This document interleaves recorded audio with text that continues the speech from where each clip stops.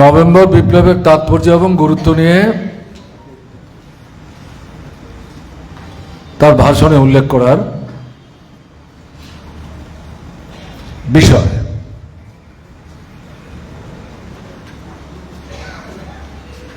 তার আলোচনার রেশ ধরেই আমি যে কথা বলতে চাইছি,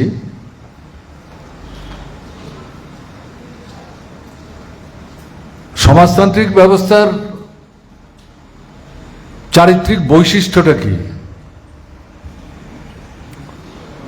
এখানে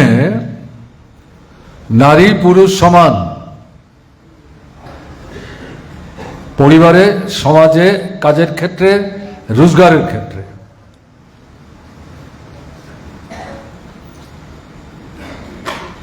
যেটা একটা বড় ধরনের আপনার পরিবর্তন। এখানে মানুষ কাজ করবেন, কাজ তো করতে হবে, তিনি তার শ্রমের মধ্য দিয়ে যা উৎপাদন করছেন, যা মানুষের প্রয়োজনে লাগে, তার যে ব্যবহারিক মূল্য, এটা অর্থনৈতিক দিক থেকে হিসেব নিকেশ করার সুযোগ আছে।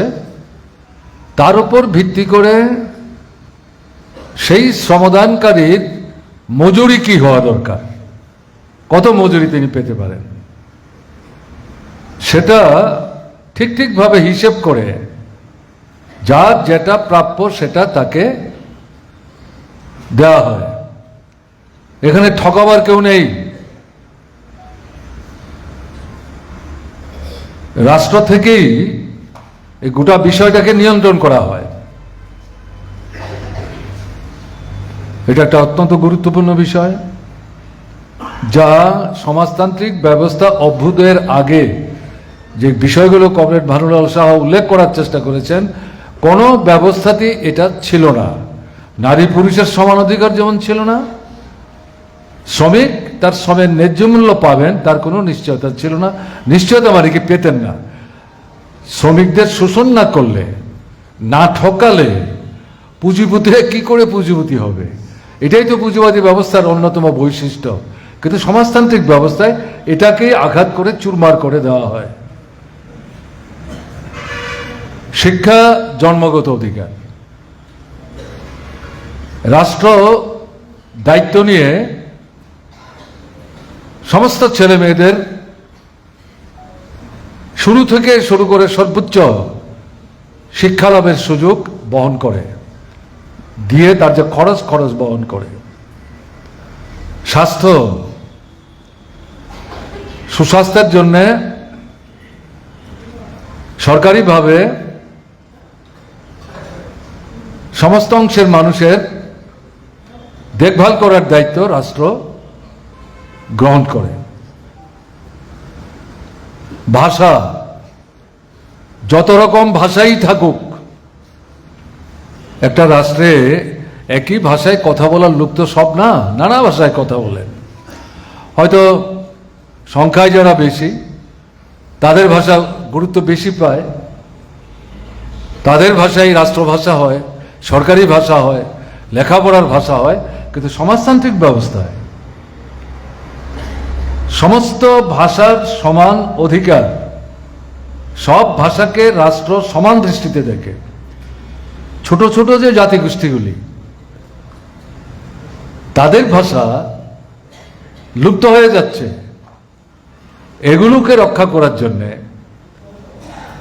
সংরক্ষিত করার জন্যে রাষ্ট্র থেকে উদ্যোগ নেওয়া হয়। এবং এর জন্যে আপনার আমাদের যেমন ইংরেজির ডিকশনারি আছে, বাংলার ডিকশনারি আছে, হিন্দির ডিকশনারি আছে। সমাজতান্ত্রিক ব্যবস্থায় এই ছোট ছোট যে ভাষা গোষ্ঠীর যে মানুষ, তাদের ভাষাকে সুরক্ষিত করে, তাদের যে শব্দ, এটাকে সংরক্ষিত করে আরো নতুন যে শব্দ তারা সৃষ্টি করার চেষ্টা করছেন, তাকে যুক্ত করে এই ভাষাটাকে সমৃদ্ধ করার চেষ্টা রাষ্ট্র করে। এবং সরকার পরিচালনার ক্ষেত্রে এই ভাষাও সমান মর্যাদা পায়। তো অসাধারণ ঘটনা। মাথা গুঁজবার জায়গা সবার থাকবে, গাছের তলা কেউ থাকবে না।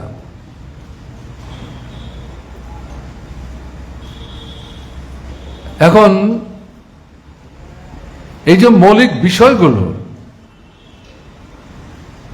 এই বিষয়গুলো পৃথিবীর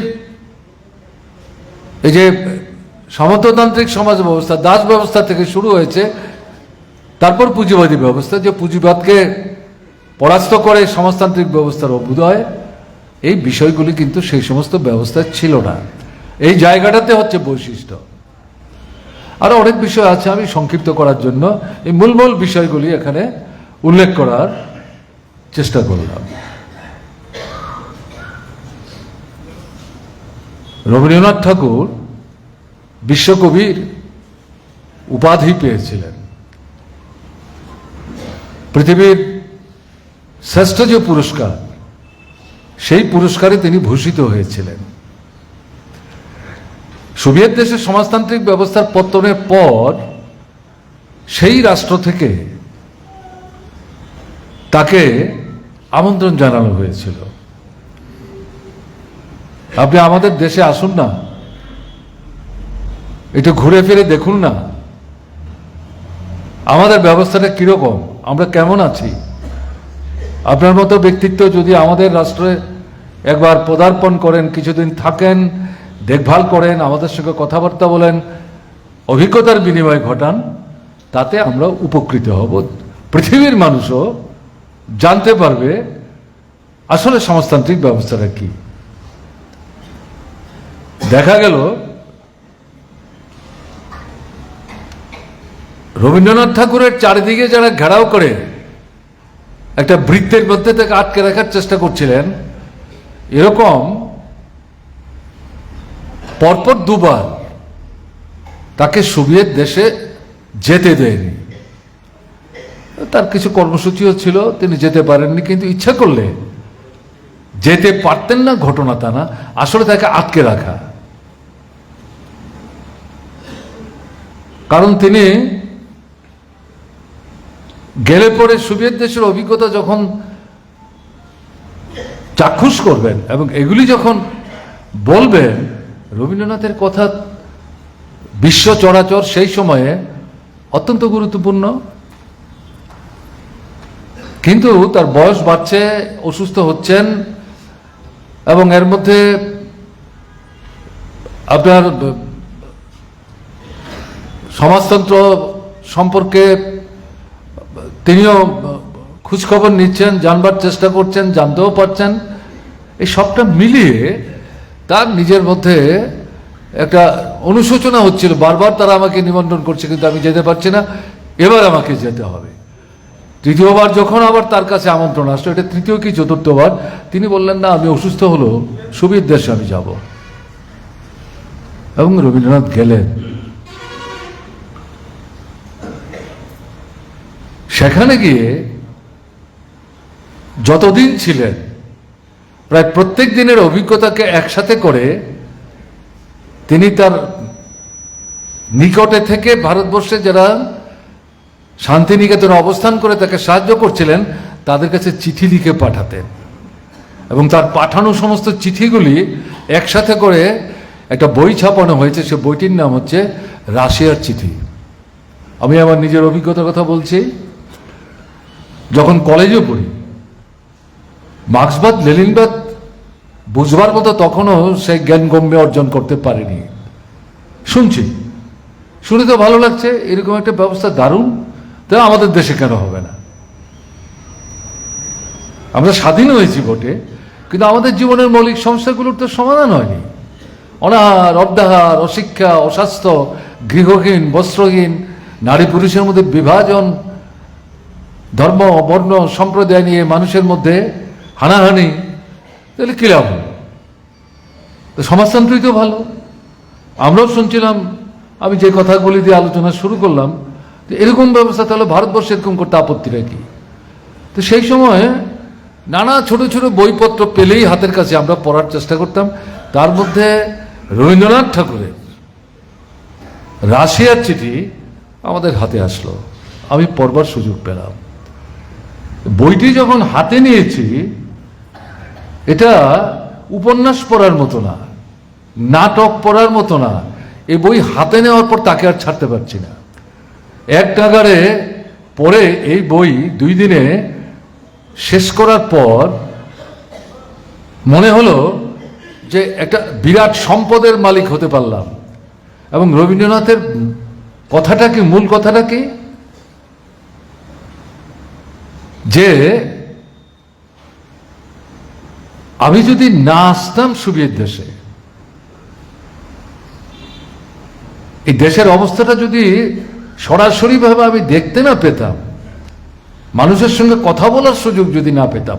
তিনি গিয়ে কিন্তু শুধু সেখানকার নেতা মন্ত্রীদের সঙ্গে আলোচনার সময় কাটাননি, কৃষকদের সঙ্গে কথা বলেছেন, ছাত্রদের সঙ্গে কথা বলেছেন, শিশুদের সঙ্গে কথা বলেছেন, মহিলাদের সঙ্গে কথা বলেছেন, বিজ্ঞানীদের সঙ্গে কথা বলেছেন, সাহিত্যিকদের সঙ্গে কথা বলেছেন, কেমন না, নানা অংশের প্রশাসন যারা চালায় তাদের সাথে কথা বলেছেন, দেশের বিভিন্ন জায়গায় ঘুরেছেন, সেখানে সময় কাটিয়েছেন।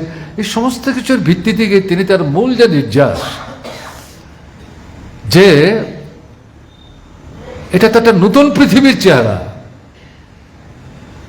আমি যে আরো আগে কেন আসলাম না, আমার এখন মানে নিজের মনের মধ্যে খুব তৈরি হচ্ছে। বয়স আমার হয়ে গেছে, আমি তো চাইলেও আর একবার আসতে পারবো না। আগে আসতে পারলে আরো অনেক বেশি আমার লাভ হতো। নতুন বিশ্ব, নতুন দুনিয়া, নতুন সমাজ, অকল্পনীয়, অভাবনীয়।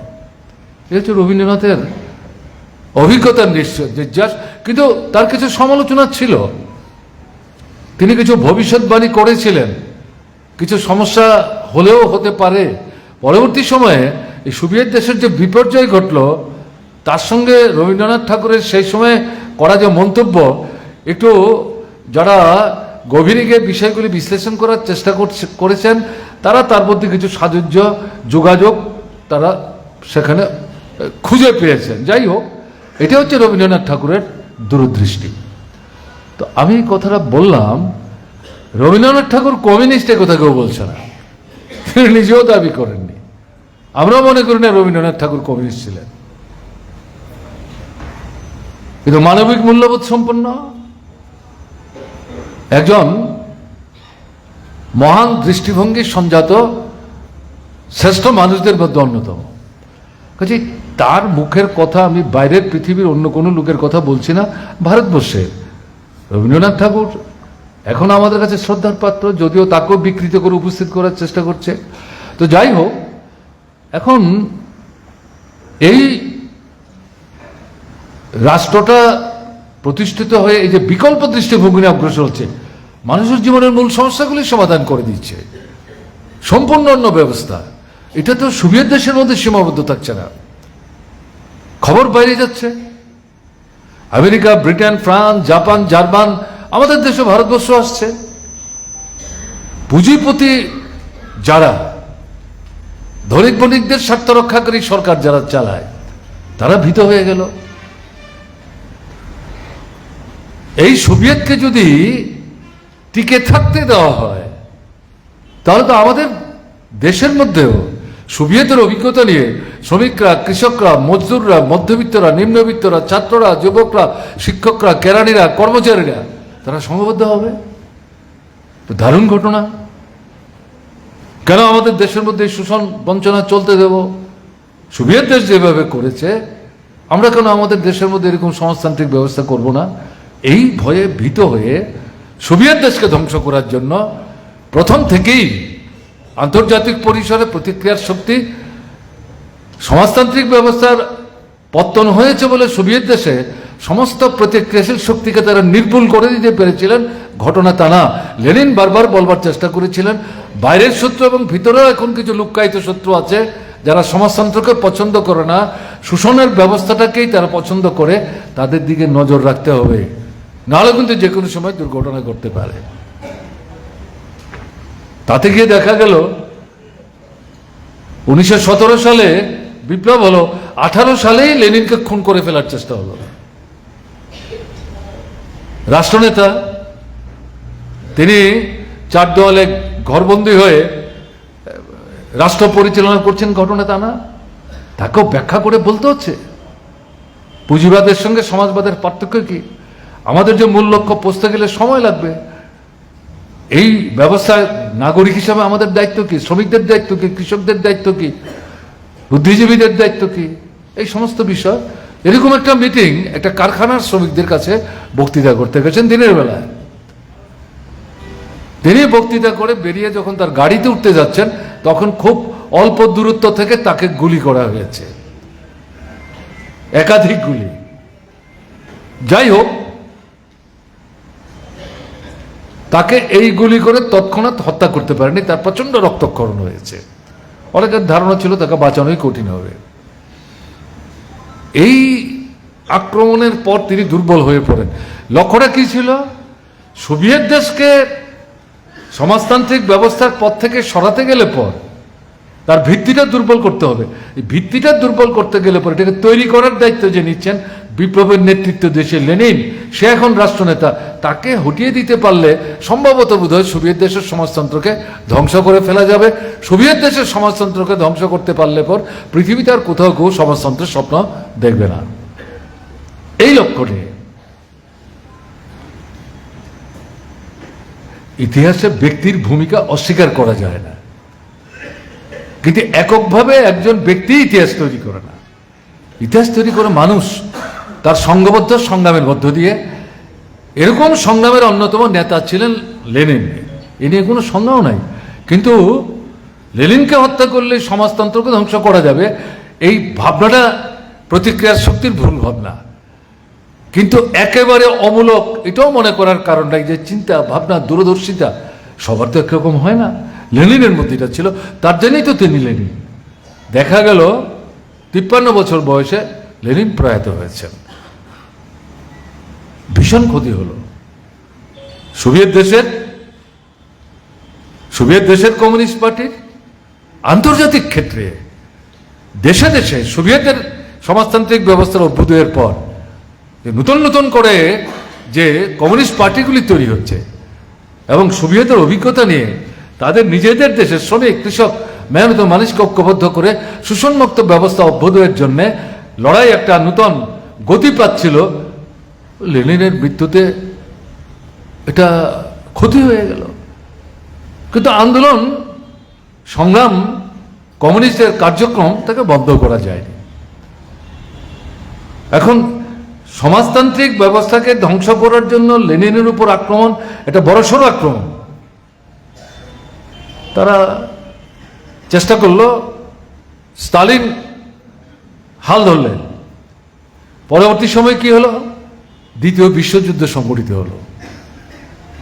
আপনার জার্মান ফ্যাসিস্ট নেতা হিটলার, ওইদিকে হচ্ছে ইটালির মুসোলিনি, যাদের কাছ থেকে আমাদের আরএসএস আজ থেকে 100 বছর আগে এই ফেসিবাদী ভাবনা চিন্তার ধার নিয়ে এসে আমাদের দেশে ফেসিবাদী রাষ্ট্র করবার জন্য চেষ্টা করছে। আমি সেই আলোচনায় যাচ্ছি না, কিন্তু এখন এটা অন্য আলোচনার বিষয়, উল্লেখ করে রাখলাম। সেই হিটলার, তার লক্ষ্য হচ্ছে গোটা পৃথিবী তাদের পায়ের তলায় নিয়ে আসতে হবে। বাধাকে সমাজতন্ত্র, মূল জায়গা কি? রাশিয়া। প্রথমেই রাশিয়াকে আক্রমণ করলো না, পোল্যান্ড দিয়ে শুরু করলো 1935-36 সালে। অত্যন্ত গুরুত্বপূর্ণ জায়গা। শেষ পর্যন্ত গিয়ে দেখা গেল 1943 সালে গিয়ে রাশিয়ার উপর আক্রমণ সংঘটিত করলো সমাজতন্ত্রকে ধ্বংস করার জন্য। সেই জায়গায়, সেই যুদ্ধে প্রায় 3 থেকে 4 কোটি মানুষ জীবন দিয়েছেন এবং এর মধ্যে শুধু রাশিয়ার 1 কোটির বেশি মানুষ প্রাণ দিয়েছেন। এবং যারা প্রাণ দিলেন তাদের মধ্যে আপনার কয়েক লক্ষ সৈনিক সোভিয়েত দেশের।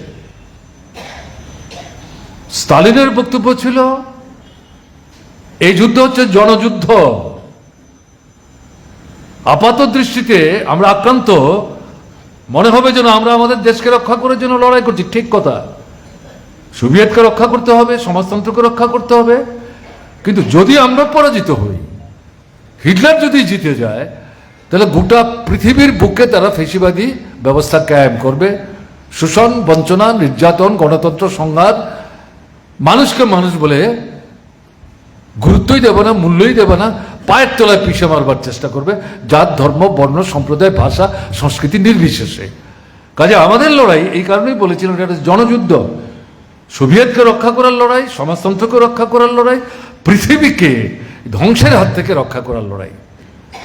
এই যে আহ্বান, আমরা কমিউনিস্ট, আন্তর্জাতিক দৃষ্টিভঙ্গি সম্পন্ন, আমরা শুধু আমাদের রাষ্ট্রের কথা, আমাদের দেশের কথা, আমাদের পরিবারের কথা, আমাদের সংসারের কথায় নিজেদেরকে আবদ্ধ রাখি না।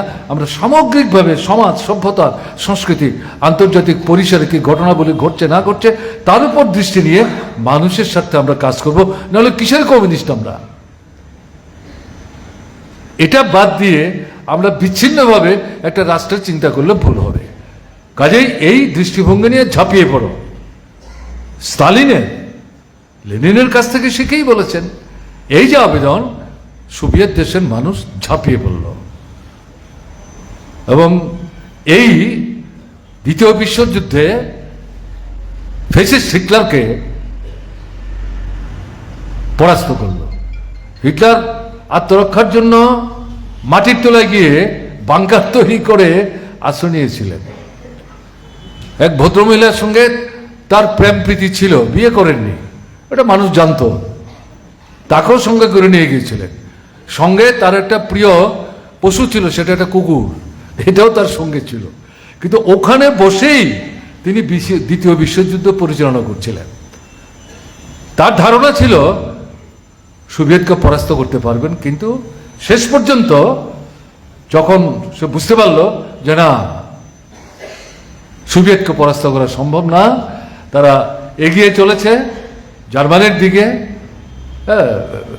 তাদের যে পার্লামেন্ট, তাকে দখল করার চেষ্টা করবে, ওখানে একটা নতুন জাগরণ তৈরি হয়েছে, আর তার পক্ষে অস্তিত্ব রক্ষা করা সম্ভব না। এবং তার প্রশ্ন হচ্ছে, আমি জীবিত অবস্থায় কমিউনিস্টদের হাতে ধরা দিতে চাই না। কাজেই সে সেখানে নিজেই নিজের আত্মহনন করলেন, নিজেও বিষ খেলেন, এবং যেদিন আত্মহত্যা করলেন তার আগের দিন তার কিছু বন্ধু বান্ধব, আমাত্যবর্গ, তাদেরকে সাক্ষী রেখে ওই যে মহিলার কথা বলা হলো, আনুষ্ঠানিকভাবে তাকে বিয়ে করলেন, এই আমার স্ত্রী। কেমন না? দেখা গেল পরের দিন আত্মহত্যা করলেন, অন্যরা কেউ বিশ্বাসই করতে পারেনি। তিনি, তার স্ত্রী এবং তার যে প্রিয় কুকুরটা, এই তিনজনে মিলে এক ধরনের বিষ খেয়েই তারা জীবন দিলেন। পরাস্ত হল হিটলার সাম্রাজ্যবাদী শক্তি। দ্বিতীয় বিশ্বযুদ্ধের এই তাদেরকে পরাস্ত করার মধ্য দিয়ে পৃথিবীকে রক্ষা করলো, সমাজতন্ত্রকে রক্ষা করার চেষ্টা করলো। এই কথাগুলো কেন বলছি? যে সমাজতান্ত্রিক ব্যবস্থার অভ্যুদয়ের জন্য যেমন সুদীর্ঘ লড়াই করে সোভিয়েত দেশে সমাজতন্ত্র আনতে হয়েছে, সমাজতন্ত্র আসার পর প্রায় প্রথম দিন থেকেই তাকে ধ্বংস করার জন্য, পর্যুদস্ত করবার জন্য চক্রান্ত আন্তর্জাতিক ক্ষেত্রে এবং তাদের দেশের ভেতরে প্রতিক্রিয়ার শক্তি যারা শেষ হয়ে যায়নি, এই চক্রান্ত কিন্তু চলছিল। তো এই অবস্থার মধ্য দিয়ে স্টালিনের এক সময় তিনি প্রয়াত হন, নূতন নেতৃত্ব সেখানে আসেন। দেখা গেল 74 বছর ব্যবধানে, কমরেড ভানুবাবু উল্লেখ করার চেষ্টা করেছেন, সোভিয়েত দেশের এই সমাজতান্ত্রিক ব্যবস্থাটা বিপর্যয় ঘটে। এর জন্য দায়ী মূলত সোভিয়েত দেশের তৎকালীন কমিউনিস্ট পার্টির নেতৃত্ব। মার্ক্সবাদের কোনো দোষ নেই, লেনিনবাদের কোনো দোষ নেই, সমাজতান্ত্রিক ভাবনা চিন্তার কোনো দোষ নেই, সমাজতন্ত্রের কোনো খুঁত নেই। এটা মানুষকে মানুষের মতো বেঁচে পড়তে, থাকতে, বিকশিত হতে পথ দেখিয়েছে। তাহলে সোভিয়েত দেশের বিপর্যয় কেন হলো? তাদের একটা ধারণা হয়ে গেছিল, আরে 70 বছর হয়ে গেল, সাম্রাজ্যবাদী শক্তি, পুঁজিবাদের যে মানে সেই সময়ের সবচেয়ে নিকৃষ্ট চেহারা, তারা শেষ হয়ে যায়নি। পৃথিবীতে বেশিরভাগ জায়গায় পুঁজিবাদী ব্যবস্থাই সেখানে কায়েম, এবং তার নেতৃত্ব করছে সাম্রাজ্যবাদী শক্তি। বিশেষ করে মার্কিন সাম্রাজ্যবাদের নেতৃত্বে সমাজতান্ত্রিক রাষ্ট্রগুলোকে বাদ দিয়ে, তাদের সহযোগী যারা তাদের বাদ দিয়ে বাকি রাষ্ট্রের সঙ্গে মিলে তারা এই সমাজতন্ত্রের বিরুদ্ধেই ভূমিকা যাতে নিতে পারে তার জন্য তারা একটা মঞ্চ তৈরি করেছে, তার নাম দিয়েছে নেটো। এটা আসলে যুদ্ধের জন্য। এদের শক্তিটাকে সোভিয়েত দেশের তৎকালীন কমিউনিস্ট পার্টি ছোট করে দেখেছে। তাদের সেই সময় যে রাষ্ট্রনেতা তিনি বক্তৃতা করতে গিয়ে বলেছেন, আমেরিকা সাম্রাজ্যবাদ এ তো আমার কোটের একটা বুতামের মতো, তো বুতামটা ছেড়ে ফেলে গেলে পরে আমি আর একটা নতুন বুতাম লাগিয়ে নেব আর কি, এত ভয় পাওয়ার কিছু নেই। এই ধারণা ছিল সাম্রাজ্যবাদ সম্পর্কে, পুঁজিবাদ সম্পর্কে। এটা ঠিক। সমাজতান্ত্রিক সোভিয়েত পুঁজিবাদী রাষ্ট্রগুলোতে যেখানে একটু গণতান্ত্রিক শক্তির বিকাশ ঘটছিল, অর্থনৈতিক সামাজিক দিক থেকে তাদের বিকাশের জন্য দারুণভাবে সাহায্য করেছে। আমাদের ভারতবর্ষ স্বাধীনতার পর শিল্প, কলকারখানা, বিদ্যুৎ ইত্যাদির বিকাশের জন্য, অর্থনৈতিক অবস্থার উন্নয়ন সাধনের জন্য সমাজতান্ত্রিক সোভিয়েত যদি না হাত বাড়াতো তাহলে ভারতবর্ষের পক্ষে এত তাড়াতাড়ি জওহরলাল নেহরুর নেতৃত্বে মানে প্রাথমিক পর্যায়ে যেভাবে এগিয়ে যাচ্ছিল, এগিয়ে যাওয়া সম্ভব হতো না। জওহরলাল নেহরু পরাধীন ভারতবর্ষে সোভিয়েত দেশে যখন সমাজতন্ত্র হলো, সেই সময় আমন্ত্রিত হয়ে সোভিয়েতদের ভ্রমণ করেছেন। প্রাথমিক কয়েক বছরের ব্যবধানে সোভিয়েত দেশের আভ্যন্তরীণ অবস্থা থেকে তিনি চমকিত। তিনি কিন্তু কংগ্রেস দলের নেতা। তিনি ফিরে এসে বলতে শুরু করলেন, না, আমাদের দেশ স্বাধীন হলে পর, ব্রিটিশ তাড়ালে পর, দেশ যখন আমাদের পরিচালনায় আমাদের হাতে আসবে, আমরা ওরকমই একটা ব্যবস্থা করব। তার মানে অনাহার না, অর্ধাহার না, বেকারি না, অশিক্ষা না, ভূমিহীন না, ক্ষেত মজুর না, গৃহহীন না, কাপড় নাই, জামা নাই, এরকম না, ভাষার ভেদাভেদ নাই, নারী পুরুষের পার্থক্য নাই। এই যে ভাবনা,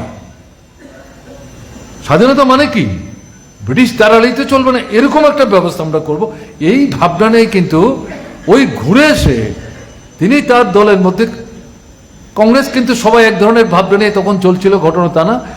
এই সমস্ত কথাবার্তা যারা বুঝে তাদের সঙ্গে আলাপ আলোচনা করতে শুরু করলেন। তার মধ্যে তিনি তার অন্যতম প্রধান সহযোগী পেয়ে গেলেন সুভাষচন্দ্র বসু, যিনি একসময় কংগ্রেস দলের সভাপতি হয়েছিলেন, এবং গান্ধীজি শেষ পর্যন্ত তাকে কংগ্রেস দলের সভাপতি থাকতে দেননি, কারণ সে একটা বিকল্প দৃষ্টিভঙ্গি নিয়ে অগ্রসর হচ্ছে, পেছন থেকে জওহরলাল নেহরুর সমর্থন পাচ্ছে। আমি সুযোগ পেলাম বলে সংক্ষেপে কথাটা বললাম, বিস্তৃত জায়গায় যাচ্ছি না। তারপরে যখন ভারতবর্ষ স্বাধীন হলো, জওহরলাল নেহরু নতুন সরকারের প্রধানমন্ত্রী হিসেবে তার মন্ত্রিসভার সদস্য নিয়ে তখনকার সময়ে ভারতবর্ষের যারা বড় বড় পুঁজিপতি, যারা টাটা, বিড়লা, ডালমিয়া, সিংহানিয়া, জৈন তখন ছিল, তাদের হাতে পুঁজি হয়েছে। ব্রিটিশ শাসিত ভারতবর্ষে তারা ব্রিটিশের শাসনের মধ্যেই ভারতবর্ষের মানুষকে ঠকিয়ে তারাও পুঁজির পাহাড়কে বড় করেছে। তাদের কাছে আবেদন করলেন, ব্রিটিশ গেছে, আমাদের দেশ টুকরো হয়েছে, আমরা পারিনি ঐক্য রক্ষা করতে, এটা আমাদেরই দুর্বলতা। যাই হোক, ভাগ বটোয়ারার পর আমাদের যে দেশ, এই দেশটাকে গড়ে তুলতে হবে, কৃষির উপর ভিত্তি করে শিল্প, তার উপর ভিত্তি করে অর্থনৈতিক বিকাশ, মানুষের জীবনযাত্রার মান উন্নত করা। তোমরা পুঁজি বিনিয়োগ করো, নতুন নতুন শিল্প, কল কারখানা, বিদ্যুৎ এবং উন্নয়ন সমার্থক। বিদ্যুৎ ছাড়া আধুনিক বিশ্বে উন্নয়নের চিন্তাই করা যায় না। কাজে আমাদের তো সরকারের কোনো পুঁজি নাই, তোমরা পয়সা খরচ করো। তারা ঠিক করলো, দেখি না তুমি কিরকম চালাও, তুমি বললেই আমাদের এত কষ্ট করে এত পুঁজি যে জমালাম, এই পুঁজি খরচ করব, তারপরে এগুলি ফেরত পাবো, তার গ্যারান্টি কোথায়, দেখা কিন্তু তুমি কেমন চালাও। প্রকাশ করেনি, কিন্তু তারা সেখানে জওহরলাল নেহরু আবেদনের সাড়া দিয়ে ভূমিকা নিলেন না। এরকম জায়গায় জওহরলাল নেহরু সমাজতান্ত্রিক সোভিয়েত রাষ্ট্রের সাহায্য চাইলেন। সমাজতান্ত্রিক সোভিয়েত, কংগ্রেস পরিচালিত কেন্দ্রের সরকার, কমিউনিস্ট সরকার না, তাদের আবেদনে সাড়া দিয়ে ভারতবর্ষের অর্থনীতি, বিশেষ করে শিল্প এবং বিদ্যুৎ এবং এই দুটোর উপর নির্ভর করে কৃষির ব্যাপক প্রসার, অর্থনীতির মধ্যে মৌলিক পরিবর্তন, এই ভাবনা থেকে অন্যান্য অনেক রাষ্ট্রের পাশাপাশি ভারতবর্ষকে কিন্তু সোভিয়েতদের সেদিন সাহায্য করেছে। এই সাহায্য যদি না করতো, আজকে ভারত যেখানে সে দাঁড়িয়েছে, এই জায়গায় কিন্তু ভারত আসতে পারতো না। দেখবেন এখনো কট্টর কট্টর কমিউনিস্ট বিরোধীরাও যদিও সমাজতন্ত্র নাই, তারপরেও রাশিয়ার সাথে সম্পর্ক রক্ষা করার চেষ্টা করে। এখনো রাশিয়া আমাদের সাহায্য করে। রাশিয়া থেকে এই পরিস্থিতিতেও এখনো সবচেয়ে বেশি খনিজ তেল আমদানি করতে হয়। আমি প্রসঙ্গক্রমে কথাটা উল্লেখ করে রাখলাম। তো এই জায়গাতে তাদের মানে অহংকার, মার্ক্সবাদ লেনিনবাদ, যদিও এর আগে পৃথিবীতে কোনো সমাজতান্ত্রিক রাষ্ট্র হয়নি, নূতন পথ, ভুল হতেই পারে, ভুল থেকে শিক্ষা নিয়ে ভুলগুলিকে সংশোধন করা এবং দেশের আভ্যন্তরীণ অর্থনৈতিক ব্যবস্থাকে শক্তিশালী করা। বিশেষ করে তাদের দেশের যে কৃষি, সোভিয়েতের বিপর্যয়ের পর কারণ কি, ওখানকার যে পার্টির যারা নেতারা তারা নানাজন নানা মন্তব্য করছে, সেই সময় নানা বইপত্র বেরোচ্ছে, এগুলো পড়তে গিয়ে আমরা যেটা দেখলাম, তাদের দেশের কৃষির বিকাশের জন্য তৎকালীন সমাজতান্ত্রিক রাষ্ট্রের যে ভূমিকা গ্রহণ করা উচিত ছিল, সবটা সেভাবে তারা গ্রহণ করতে পারেনি। ফলে তাদের বহু প্রয়োজনীয় সামগ্রী দেশের ভেতরে তাদের পক্ষে সেভাবে উৎপাদন ইত্যাদি করা সম্ভব হয়নি। এটা অন্যতম কারণ হচ্ছে সোভিয়েত দেশ শুধু নিজের রাষ্ট্রের জন্য নিজেদেরকে আবদ্ধ রাখেনি, পৃথিবীর বিভিন্ন দেশ, আমি যেমন ভারতবর্ষের কথা বললাম, এরকম বহু দেশকে তারা সাহায্য করছে। ইউরোপ মহাদেশের অনেক রাষ্ট্রকে সাহায্য করে সেই ইউরোপের আপনার বেশ কয়েকটি রাষ্ট্রকে সমাজতান্ত্রিক ব্যবস্থায় সেখানে গড়ে উঠতে সাহায্য করেছে। এগুলো অন্যতম কারণ। এই আন্তর্জাতিক দায়িত্ব পালন করতে গিয়ে নিজের রাষ্ট্রের ভেতরে জনগণের যে নানা সমস্যাগুলি ক্রমশ বাড়ছে, এগুলি সুরাহা করতে গেলে তাদের দেশের অভ্যন্তরে যে অর্থনৈতিক মানে উন্নয়নের প্রশ্নে, বিশেষ করে কৃষির দিকে নজর দেওয়া, সেটা হয়তো তারা দিতে পারেনি। কিন্তু এটা মার্ক্সবাদের ভুল না, এটা সমাজতন্ত্রের ভুল না, এটা প্রায়োগিক ক্ষেত্রে দুর্বলতা। এখন সোভিয়েত দেশের বিপর্যয়ের পরে কি হলো, America, Britain, France, Japan, German, সারা পৃথিবীর পুঁজিবাদের ধারক বাহক যারা, তাদের হয়ে যারা লেখালেখি করে, তারা প্রচার করতে নেমে গেল সমাজতন্ত্র স্বপ্ন। স্বপ্ন তো সত্য হয় না, কাজেই এটার পরিসমাপ্তি ঘটল। ভুলে যান পুঁজিবাদ, দাস ব্যবস্থা, সামন্ততান্ত্রিক ব্যবস্থা, এগুলোকে অতিক্রম করে পুঁজিবাদী ব্যবস্থা এসছে এবং তার বয়স কম না। তারা যখন কথা বলছে সেই সময় তাদের বয়স প্রায় 400 বছর হয়ে গেছে। কবে এসছি? সারা পৃথিবীতে এখন আমাদের বড় শক্তি, এটার কোনো বিকল্প নাই। এটার বিরুদ্ধে লড়াই টড়াই করার কোনো মানে নাই।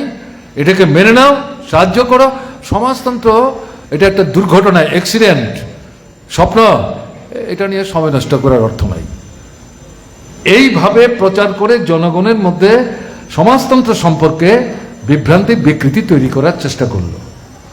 তাহলে পুঁজিবাদী যদি শ্রেষ্ঠ হয়, তাহলে পুঁজিবাদের মধ্যে কি আছে? শোষণ আছে, বঞ্চনা আছে, অর্ধাহার আছে, অনাহার আছে, অনাহার মৃত্যু আছে, অশিক্ষা আছে, বেকারি আছে, নারী পুরুষের ফারাক আছে, ধর্ম বর্ণের মধ্যে বিভাজন আছে, সংখ্যালঘুদের উপর সংখ্যাগুরুদের আক্রমণ আছে, গৃহহীন, বাস্তবিকহীন মানুষ আছেন, ভিক্ষাবৃত্তি আছে, উঞ্চবৃত্তি আছে। তাহলে কি হলো? ধনতন্ত্র যদি শ্রেষ্ঠই হয়, তাহলে এই বিষয়গুলি হচ্ছে ধনতন্ত্রের বৈশিষ্ট্য। এগুলো নিয়ে একটা ব্যবস্থা কি করে শ্রেষ্ঠ হয়? তারা বলছে না, এগুলি মেনে নিতে হবে। এরপরে বলছে এটাই শ্রেষ্ঠ, এর কোনো বিকল্প নাই, এর বিরুদ্ধে কোনো লড়াই সংগ্রাম ইত্যাদি করা যাবে না। এবং এই কথাটার মধ্য দিয়ে বাদবাকি যে সমাজতান্ত্রিক রাষ্ট্রগুলো আছে তারা পরিকল্পনা করছে এগুলিকে ধ্বংস করবে। তার মধ্যে প্রথম লক্ষ্য হচ্ছে চীন। তো এখন আমাদের অভিজ্ঞতাটা কি? চীন আছে তো, লোক সংখ্যা কত? 140 থেকে 41 কোটি। সেদিনও পৃথিবীর 1 নম্বর জনসংখ্যার রাষ্ট্র। দেখা গেল 1 বছর 2 বছর আগে ভারতবর্ষের লোক সংখ্যা চীন থেকে খানিকটা বৃদ্ধি পেয়েছে। এখন ভারতবর্ষের জনসংখ্যার দিক থেকে পৃথিবীর 1 নম্বর, চীন হচ্ছে 2 নম্বর। এ নিয়ে চীনের কোনো দুঃখ নাই।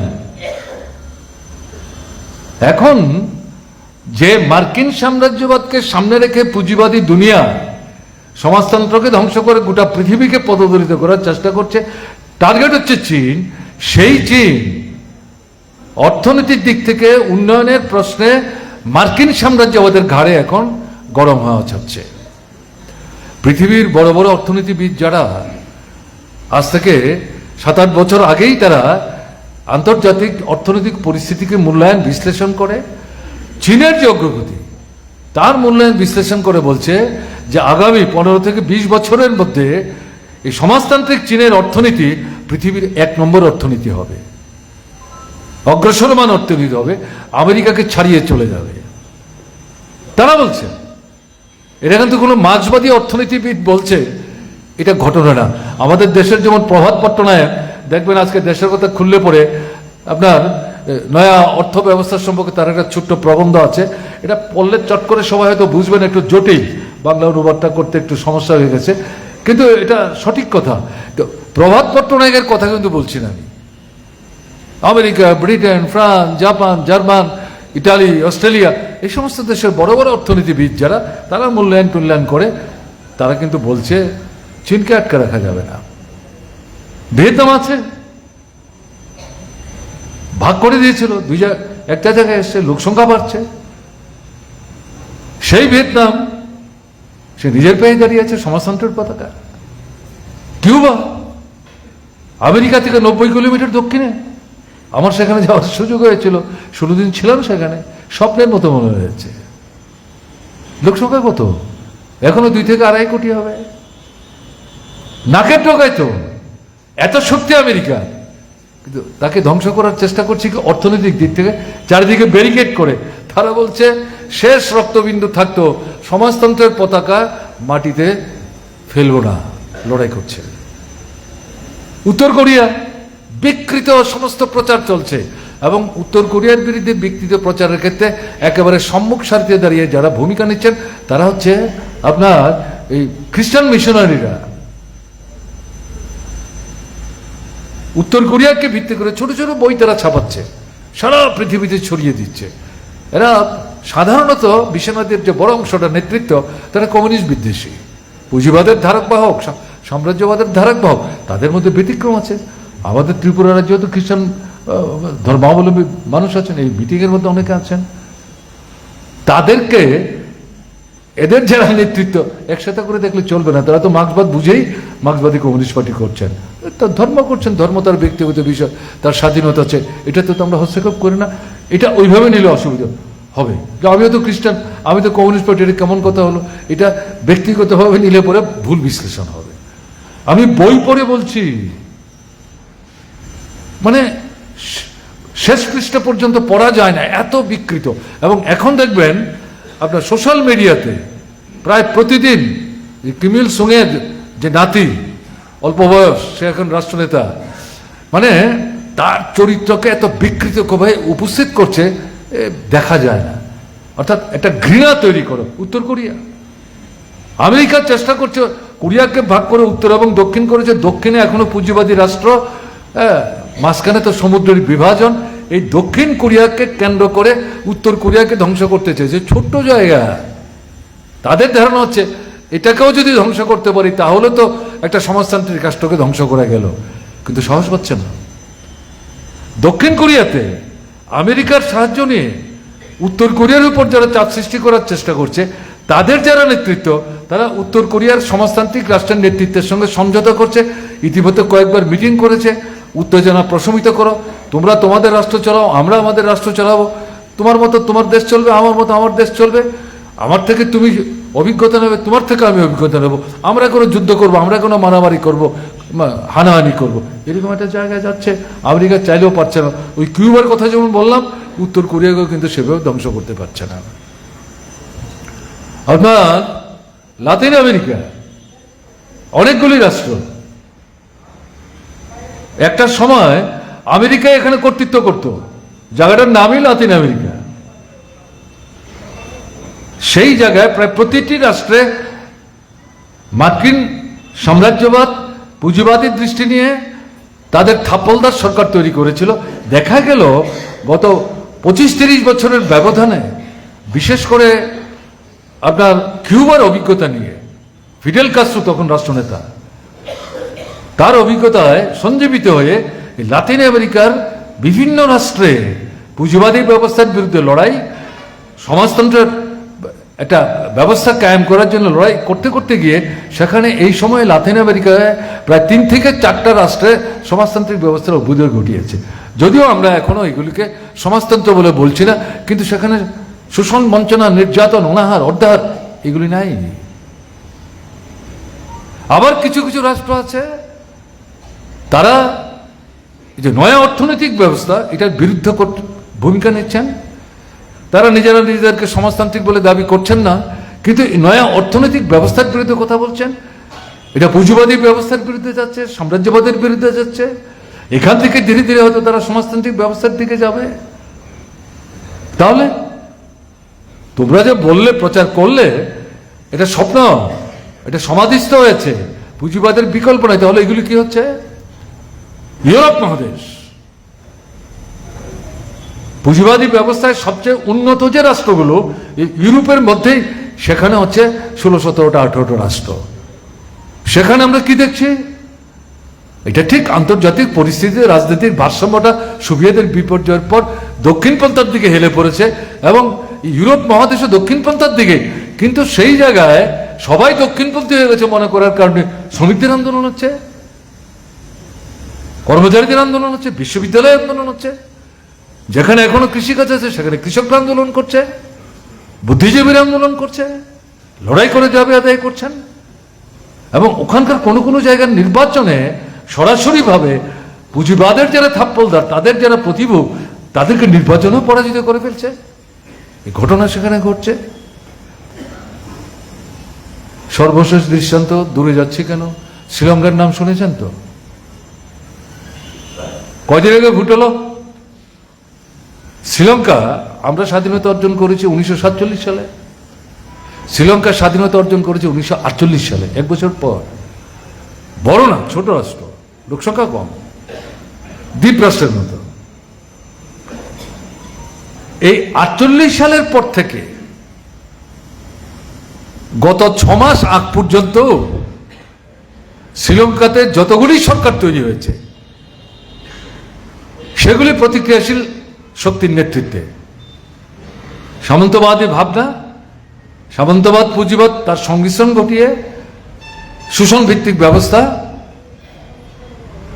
কোনোদিনই সেখানে সরকারে প্রগতিশীল সরকার আসেনি। এই হচ্ছে শ্রীলঙ্কার অভিজ্ঞতা। কি দেখা গেল? আজ থেকে বছর 1.5 আগে জিনিসের দাম বাড়ছে, টাকার দাম কমছে, মুদ্রাস্ফীতি হচ্ছে, অনাহার অর্ধাহার বাড়ছে, অর্থনৈতিক সংকট, ধার দেনায় গোটা রাষ্ট্র জর্জরিত, মানুষের পকেট কাটছে। এই জায়গায় মানুষের মধ্যে প্রচন্ড ক্ষোভ, এবং ক্ষোভের বহিঃপ্রকাশ এমনভাবে ঘটল, রাষ্ট্রনেতা সরকারি যে ভবনে থাকেন চারদিক থেকে ঘেরাও করে তার উপরই আক্রমণ করার মতো অবস্থা। সেখান থেকে সে পালিয়ে দেশের বাইরে চলে গেছে। এই জায়গায় মানুষ নিয়ে গেছে। এবং এটা মনে করার কারণেই এই গোটা আন্দোলনটা কমিউনিস্টদের নেতৃত্ব হচ্ছে না, মোটেই ঘটনা। কমিউনিস্টের একটা ছোট্ট অংশ সেখানে ভূমিকা নেওয়ার চেষ্টা করেছে। তারপর গত 3-4 মাস আগে রাষ্ট্রপতি নির্বাচন হলো। সেই নির্বাচনে অনুরা বলে 53 বছর বয়সে একজন যুবক, তিনি রাষ্ট্রপতি হয়ে গেলেন। তিনি নিজেকে দাবি করেন আমি একজন মার্ক্সবাদী, আমি বামপন্থী মনোভাবাপন্ন, আসলে তিনি কমিউনিস্ট। সে যখন রাষ্ট্রপতি নির্বাচনে জিতল, তখন আমাদের কেন্দ্রীয় কমিটির মিটিং চলছে দিল্লিতে। কিউবার কথা আমি বলছিলাম না? তখন আন্তর্জাতিক যুব উৎসব কিউবাতে হয়েছে। আমাদের দেশে তখন মুরারজি দেশের সরকার, আমাদের দেশ থেকে যে ছাত্র যুব প্রতিনিধিরা গেছিলেন তার মধ্যে আমি একজন ছিলাম। প্রকাশ করা তো ছিলেন, বিমান বসুও ছিলেন। আমরা তখন সবাই ছাত্র আন্দোলন করি। তখন ওই সময়ের ঘটনা উল্লেখ করতে গিয়ে আমাদেরকে পার্টি যাওয়ার সময়, আমাদের পার্টি, তারা আমাদেরকে পার্টি কর্মসূচি দিয়ে দিয়েছে ইংরেজি। আর সঙ্গে হচ্ছে আমাদের সেই সময় সর্বশেষ পার্টি কংগ্রেসের রাজনৈতিক প্রস্তাব দিয়ে আমাদের পার্টি বলে দিয়েছে, তোমরা যখন যাচ্ছ খালি উৎসব করলে তো চলবে না, ওখানে তো কিছু রাজনীতির কাজ করতে হবে। পৃথিবীর নানা জায়গা থেকে ছেলেরা আসবে, কাজেই সেই জায়গায় সব রাষ্ট্রের ছেলেদের সঙ্গে তো কথা বলতে পারবে না, মোটামুটিভাবে দেখে শুনে যেখানে প্রগতিশীল আন্দোলন একটু বিকশিত কমিউনিস্ট আন্দোলন মাথা চড়া দেওয়ার চেষ্টা করছে, ওখানকার প্রতিনিধিদের সঙ্গে তোমরা ভাগ করে নিয়ে দায়িত্ব ভাগ করে আমাদের কর্মসূচি, আমাদের পলিটিক্যাল রেজলিউশন, তারা যদি আমাদের গঠনতন্ত্র দেখতে চায় সেটাও আমাদের দিয়ে দিলেন, এগুলি বিনিময় ঘটাও, তাদের কাগজ থাকলে নাও, পলিটিক্যাল ডিসকাশন করো। আমি এরকম অংশগ্রহণ করার সুযোগ পেয়েছি এক দুটো জায়গায়। প্রকাশ করার তখন বললেন, প্রকাশ করাতে এবং বিমান বসু সেই সময় তারা এই শ্রীলঙ্কার যে ছাত্র যুব প্রতিনিধি যারা গেছিলেন এই কিউবার সম্মেলনে, তাদের যে নেতৃত্ব, তাদের সঙ্গে তারা কথা বলেছেন প্রায় ঘন্টা দিনে। তার মধ্যে যে অনুরা যে রাষ্ট্রপতি হলো, সে একজন অন্যতম নেতা। অদ্ভুত ঘটনা। এরা ছোট্ট কমিউনিস্ট পার্টি করে, তখন অস্ত্র হাতে নিয়ে লড়াই করে। তারা ভোট টুট বিশ্বাস করে না, বিপ্লব, সমাজতন্ত্র, লক্ষ্য সমাজতন্ত্র। কিন্তু ভোট টুট করলে হবে না, এদেরকে ক্ষমতার থেকে হটাতে হবে। হ্যাঁ, রক্ত ঝরবে, জীবন যাবে, শহীদের মৃত্যুবরণ করব, এই লাইনে লড়াই করছে। কিন্তু একটা দীর্ঘ সময় যাওয়ার পর যখন বুঝতে পারলো যে না, মানুষকে তো আমাদের দিকে টানতে পারছে না, ও তার মধ্যে আবার শ্রীলঙ্কার মধ্যে বিভাজন আছে, তামিলভাষী একটা অংশ মানুষ আছেন, জাফানা বলে যে এলাকা, যারা খবর রাখেন তারা জানবেন, সেই এলাকার মানুষরা এই শ্রীলঙ্কার নতুন সরকারকে সমর্থন করে না। তারা শ্রীলঙ্কা থেকে আলাদা হয়ে যেতে চায়। তারা তামিলভাষী, আমাদের দেশের তামিলনাড়ুর সঙ্গে তাদের একটা সম্পর্ক আছে সমুদ্রপথে। যাই হোক, এরকম একটা অস্থিরতা, এবং এদেরকে দমন করার জন্য সেই সময় শ্রীলঙ্কার সরকার ভূমিকা নেয়। তাদের সাহায্য করার চেষ্টা করেছিলেন রাজীব গান্ধী। সেই রাজীব গান্ধীকে তার প্রতিশোধ দেওয়ার জন্য আমাদের দেশে বোমা বিস্ফোরণ ঘটিয়ে তাকে খুন করলো। এগুলো জানি আমরা, এই প্রসঙ্গক্রমে বলছি আমি। তাহলে এই শ্রীলঙ্কায় তারা অস্ত্র ছাড়লো, গণতান্ত্রিক মানে না, ভোট করতে হবে। আমরা ভোট করবো না বললে তো হবে না, মানুষ ভোট চায়। আমরা জিততে পারি না, আমরা ভোট কম পাই, কিন্তু এই ভোটের যে রাজনীতি, গণতন্ত্রের যে রাজনীতি, এই রাজনীতিতে আমরা মানুষের জীবনের মূল সমস্যাগুলিকে ভিত্তি করে ঢুকবো, প্রচার করব, জয় করব, দেখি না আমরা কি করতে পারি। এই দৃষ্টি নিয়ে কাজ করতে শুরু করলো। কিন্তু ভোটের ফলাফলে খুব একটা ভালো যে করতে পারছে ঘটনা তা না। কিন্তু ওই যে রাষ্ট্রপতিকে বাড়ি ছেড়া করেছে, পালিয়ে গেছে, সেই সময়ের লড়াইও এই অনুরাধের নেতৃত্বে যে কমিউনিস্ট পার্টি, ছোট্ট পার্টি, এটা গুরুত্বপূর্ণ সাহসী ভূমিকা নিয়েছে, মানুষ দেখেছে। এবং তারা বিকল্প বলতে শুরু করলেন। দাম কমানো যায়, বেকারি কমানো যায়, সবার শিক্ষার ব্যবস্থা করা যায়, অর্থনৈতিক অবস্থার উন্নতি করা যায়, দারিদ্রতা দূর করা যায়, বিদেশি নারীও দেশকে নিজের পায়ে দাঁড় করানো যায়। এটা শুধু যায় না বলে বলে বিকল্প বলতে শুরু করেছেন। এই প্রচারের মধ্য দিয়ে গিয়ে রাষ্ট্রপতি নির্বাচন আসলো, সে প্রার্থী হলো। সে নিজেও বিশ্বাস করতে পারেনি। সেই নির্বাচনে গিয়ে দেখা গেল সে জিতে গেল, 1 নম্বর হয়ে গেল। এবং সেখানে 100 ভোটের মধ্যে সে ভোট পেল সম্ভবত 43টা ভোট পেল, 50টা ভোট কিন্তু পায়নি, কিন্তু তার ভোটই বেশি, সে রাষ্ট্রপতি নির্বাচিত হয়ে গেল। এটা থতমত খেয়ে গেল সারা পৃথিবী। এবং শ্রীলঙ্কারও একটা অংশ যারা ভোট দিলেন তারা তো উৎসাহিত, তাদেরকে অভিনন্দন জানিয়ে সে বক্তৃতা করছে। আমাকে জিতিয়ে খুশি হলে তো চলবে না, আপনারা কেন আমাকে ভোট দিলেন? আমরা যে কথাগুলি বলেছি, অর্থনৈতিক এই সংকট থেকে মুক্ত করার জন্য, এগুলি করতে গেলে তো আমারকে সমর্থন করার মতো একটা সরকার তৈরি করতে হবে। কিন্তু সরকার আমি কি করে তৈরি করব? যে পার্লামেন্ট আছে 270-এর মতো সেখানে সদস্য, তার মধ্যে তো মাত্র আমার দলের 3 জন মেম্বার আছে। এই 3 জন মেম্বার নিয়ে আমি কি করে সরকার তৈরি করব? তাহলে কি করতে হবে? পার্লামেন্টের মধ্যে আমার সংখ্যাগরিষ্ঠতা দিতে হবে। এই সংখ্যাগরিষ্ঠতার উপর দাঁড়িয়ে যাতে আমি এরকম একটা সরকার তৈরি করতে পারি, যা বলে আপনাদের ভোট নিয়ে আমি প্রেসিডেন্ট হলাম, এই বলা জিনিসটাকে বাস্তবায়িত করতে পারি। ফলে যেদিন সে শপথ নিল এই কথা বলে, সেদিনই ঘোষণা করে পার্লামেন্ট ভেঙে দিল। ভেঙে দিয়ে বলল 2 মাসের মধ্যে ভোট হবে। কারণ এটা পরিষ্কার, না হলে তার তো প্রেসিডেন্ট থাকার কোনো অর্থ নাই। এবং আবেদন করলো আপনাদের স্বপ্ন বাস্তবায়িত করার জন্য, আমারও স্বপ্ন রূপায়িত করার জন্য আমাদের সংখ্যাগরিষ্ঠতা দিয়ে। ভোট হলো 5 দিন আগে। ভোটের পর গিয়ে দেখা গেল 2/3 আসনে তার দল জিতলো, 62% ভোট পেল। তো ভাবুন তো, ব্যাপারটা ভাববার চেষ্টা করুন। 6 মাস আগেও তার মাত্র 3 জন মেম্বার পার্লামেন্টে, সে রাষ্ট্রপতি হয়ে কেউ ভাবছেই না। ভোটের পার্সেন্টেজ কত? 3 জন যে মেম্বার, সামগ্রিক ভোটে হিসাবে দেখা গেল 3 to 5%। সেই জায়গায় রাষ্ট্রপতি হলো 43% ভোট, 2 মাসের ব্যবধানে আপনার 62% ভোটে মোট আসনের 2/3 জিতে নিল। অভিনন্দন জানালো, স্বপ্ন পূরণ হবে। সে সমাজতান্ত্রিক ব্যবস্থা পতন করতে যাচ্ছে এই কথা না বললো, মূল যে বিষয়গুলি বললো, এ তো সমাজতান্ত্রিক ব্যবস্থার অন্তর্ভুক্ত বিষয়বস্তু। আমি কথাটা কেন বলছি?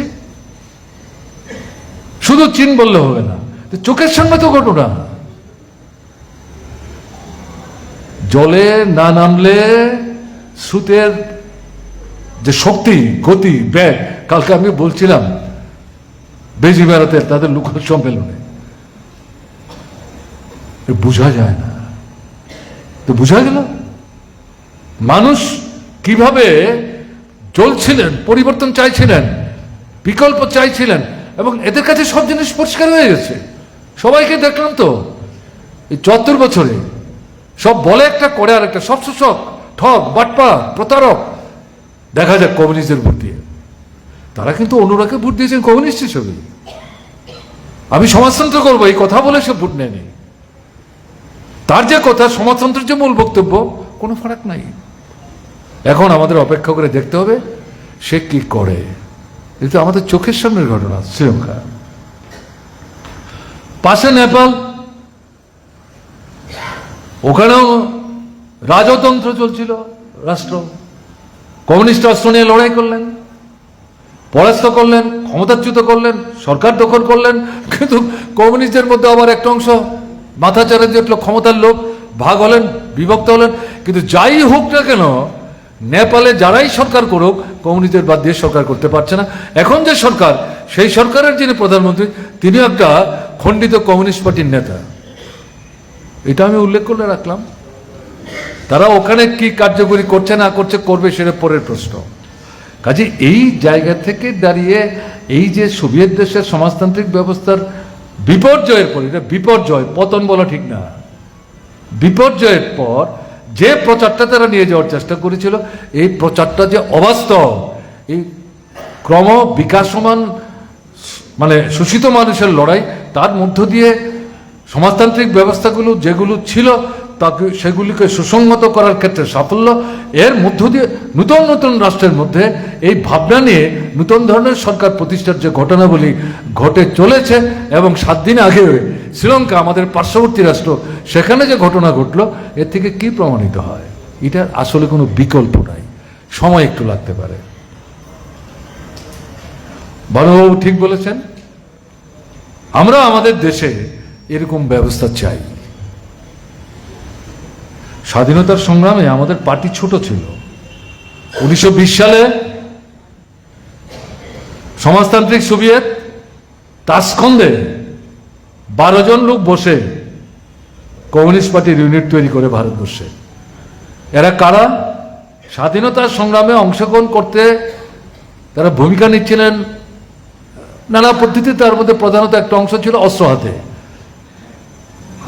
তাদেরকে ধরে কুতল করা ফেরার চেষ্টা করেছে, সেখান থেকে বাঁচবার জন্য দেশ ছেড়ে পৃথিবীর বিভিন্ন দেশে গেছে। তার মধ্যে একটা বড় অংশ সোভিয়েত দেশে গেছে, ওখানকার কমিউনিস্ট পার্টির সঙ্গে কথা বলেছে, তারা এগিয়ে এসছে, আমাদের পার্টির ইউনিটটা তৈরি করে দিয়েছে। 12 জন 13 জন বললেন কমিউনিস্ট পার্টি তৈরি হয়েছে, ভারতবর্ষের কমিউনিস্ট পার্টিতে তো সোভিয়েত দেশে বসে কাজ করলে চলবে না, দেশে যাও। তারা দেশে আসলেন। দেশের মধ্যে কমিউনিস্ট পার্টি খুব একটা বড় ঘটনা তা না, ছোট্ট, আস্তে আস্তে আস্তে আস্তে একটা জায়গায় আসছে। এই কমিউনিস্ট পার্টি 1921 সালে, তখন কংগ্রেস ভারতবর্ষের স্বাধীনতা সংগ্রামে নেতৃত্ব করছে। স্বাধীনতার স্লোগান দিচ্ছে না কংগ্রেস, পূর্ণ স্বাধীনতা চাই স্লোগান দিচ্ছে না, ব্রিটিশের সঙ্গে দর কষাকষি করছে, এই সুযোগ চাই, এই অধিকার চাই, এই ক্ষমতা চাই। আরে এটা কি অর্থটা কি আছে? তারাও কিছু কিছু দিচ্ছে, 5টা চাইলে 2টা দেয়। এখনকার বিজেপি সরকার যেমন করে, চাপের উপর নির্ভর করে কতটা মানবো কতটা মানবো না। এরকম জায়গায় কমিউনিস্ট পার্টি, তখন তো একটাই পার্টি, কমিউনিস্ট পার্টি কংগ্রেসের সঙ্গে মিশেই কাজ করছিল। তাদের তরফ থেকে একজন মুসলিম কমরেড নেতা, তিনি প্রস্তাব প্রথম এই সম্মেলনে উপস্থিত করলেন যে আর কতকাল এই অনুনয় বিনিময় চলবে, এই পথ পরিহার করো, পূর্ণ স্বাধীনতা চাই। ব্রিটিশ আমাদের দেশে কেন থাকবে? এরা বিদেশে আমাদের লুণ্ঠন করছে, শোষণ করছে, এদেরকে ভারত ছাড়তে হবে, এদের থেকে আমরা মুক্তি চাই, পূর্ণ স্বাধীনতা চাই। এই প্রস্তাব কিন্তু সেই সম্মেলনে চট করে গৃহীত হয়নি, কিন্তু প্রশ্ন তৈরি হয়েছে। তো কমিউনিস্টরা তো যে প্রস্তাবটা আনলো এটা তো ভুল কিছু না, এবং কংগ্রেসের মধ্যেও এই নিয়ে নানা তর্ক বিতর্ক শুরু হলো। এই করতে করতে গিয়ে কংগ্রেস দেখলো এক্ষুনি যদি তারা এই স্লোগানটা নিজেরা না নেয় তাহলে কমিউনিস্টের সামনে চলে যাবে। তাদের আবার ভয় কংগ্রেসের নেতৃত্বের, ইনক্লুডিং মোহনদাস করমচাঁদ গান্ধী, সোভিয়েত দেশ, সমাজতন্ত্র, ভয় পেয়ে গেল। তারপরে কয়েক বছরের ব্যবধানে তারা এই জাতীয় সম্মেলনে এই পূর্ণ স্বাধীনতা এবং স্বরাজ এই প্রস্তাব পাশ করে লড়াইয়ের চেহারাটা অন্যরকম দিলেন। সেই সময় থেকে স্বাধীনতার পরে কেমন হবে আমাদের দেশ, সোভিয়েত দেশের অভিজ্ঞতা নিয়ে, ওই যে আমি জওহরলাল নেহরুর কথা বললাম, সুভাষচন্দ্র বসুর কথা বললাম, কমিউনিস্ট পার্টি এই জায়গাটাতে একটা বিকল্প দৃষ্টিভঙ্গি নিয়ে শোষণমুক্ত, বৈষম্যহীন, সমানাধিকারের উপর ভিত্তি করে স্বাধীন ভারতবর্ষ গড়ে উঠবে, এই ভাবনা নিয়ে অগ্রসর হচ্ছিল। দেশ স্বাধীন হলো, কংগ্রেসই বড় দল, ব্রিটিশ তাদের হাতে দিয়ে গেল ক্ষমতা। ওখানে মুসলিম লীগ, এখানে কংগ্রেস। আসলে তো ভাগ করেছে ব্রিটিশ, এত বড় একটা দেশ থাকতে দেওয়া যায় না, ভাগ করে দাও, তাও ধর্মের ভিত্তিতে।